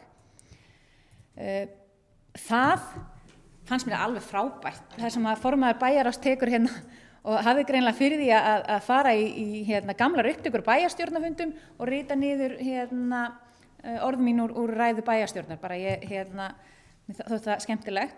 En það þýðir ekki það að við viljum hagræða í rekstri sveitarfélagsins þegar á því er völ að selja húsnæði sem við erum ekki að nýta eða nýtist okkur illa. Það þýðir ekki bara að við viljum það að eilífu. Það merkir ekki það að ef okkur standi til boða að kaupa húsnæði sem við erum í dag að leigja, að við viljum ekki fá að taka það ákvarðanir. Það er bara óeðlilegt að meirihlutinn gerir ráð fyrir skoðunum minnihluta. Það er bara algjörlega óeðlilegt. Við höfum sannarlega rekið þann málstað að það sé eðlilegra að við séum að reyna að hagræða. En þegar við erum að greiða háar fjárhæðir fyrir leigu og eigum kost á að í það minnsta skoða hvort að það sé hagræðing af því að kaupa umrætt húsnæði sem við erum að halda áfram að leigja, að þá er ekkert eðlilegra en að það sé tekið til formlegrar lýðræðislegrar umfjöllunar. Alveg eins og bæjarfulltrúar Sjálfstæðisflokksins hafa rekið þann málflutning að varðandi bæjarskrifstofurnar sem eru öllum ljósar, að þá vorum við með 3. hæð fiskiðunar sem við vildum sjá bæjarskrifstofurnar á. Í dag erum við að leigja húsnæði fyrir háa fjármuni en eigum húsnæði sem stendur autt. Þarna greinir okkur bara á. En það þýðir ekki að við séum bara að afsala okkur í framtíðinni nokkru ákvörðunarvaldi fyrirhugaðar mögulegar fjárfestingar sveitarfélagsins og halda öðru fram en alltaf bara fjarstæða.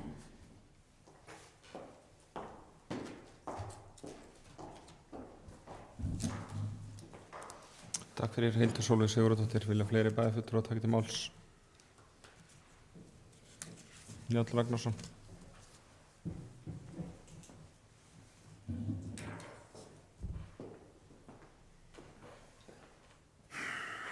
Forseti, ég ætla að leggja fram stutta bókun sem ég ætla að lesa upp með leyfi forseta.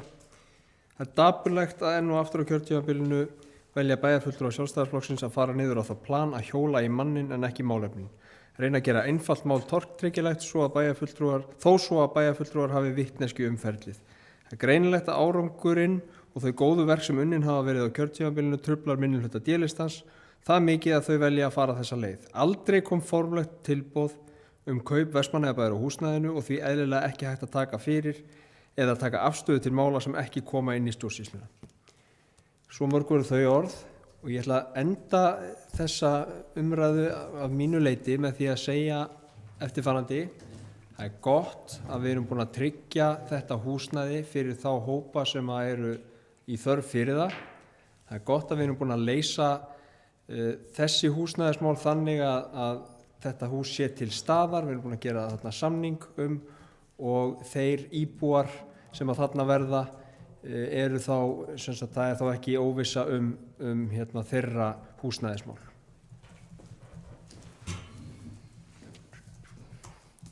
Já, takk fyrir Njáll Ragnarsson.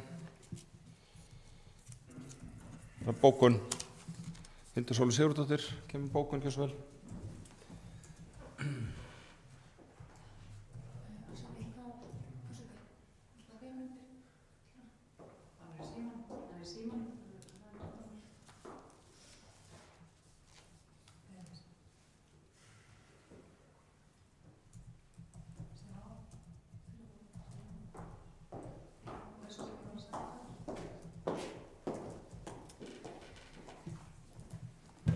Forseti, bæjarfulltrúar, gestir. Já, ég ætla að koma með örstutta mótbókun. Hún er svo hljóðandi: bæjarfulltrúar né ráðsmenn minnihlutar stýra ekki stjórnsýslu Vestmannaeyjabæjar, en það kemur ekki á óvart að enn og aftur reynir meirihlutinn að firra sig ábyrgð og varpa sökinni annað. Bókun lýkur.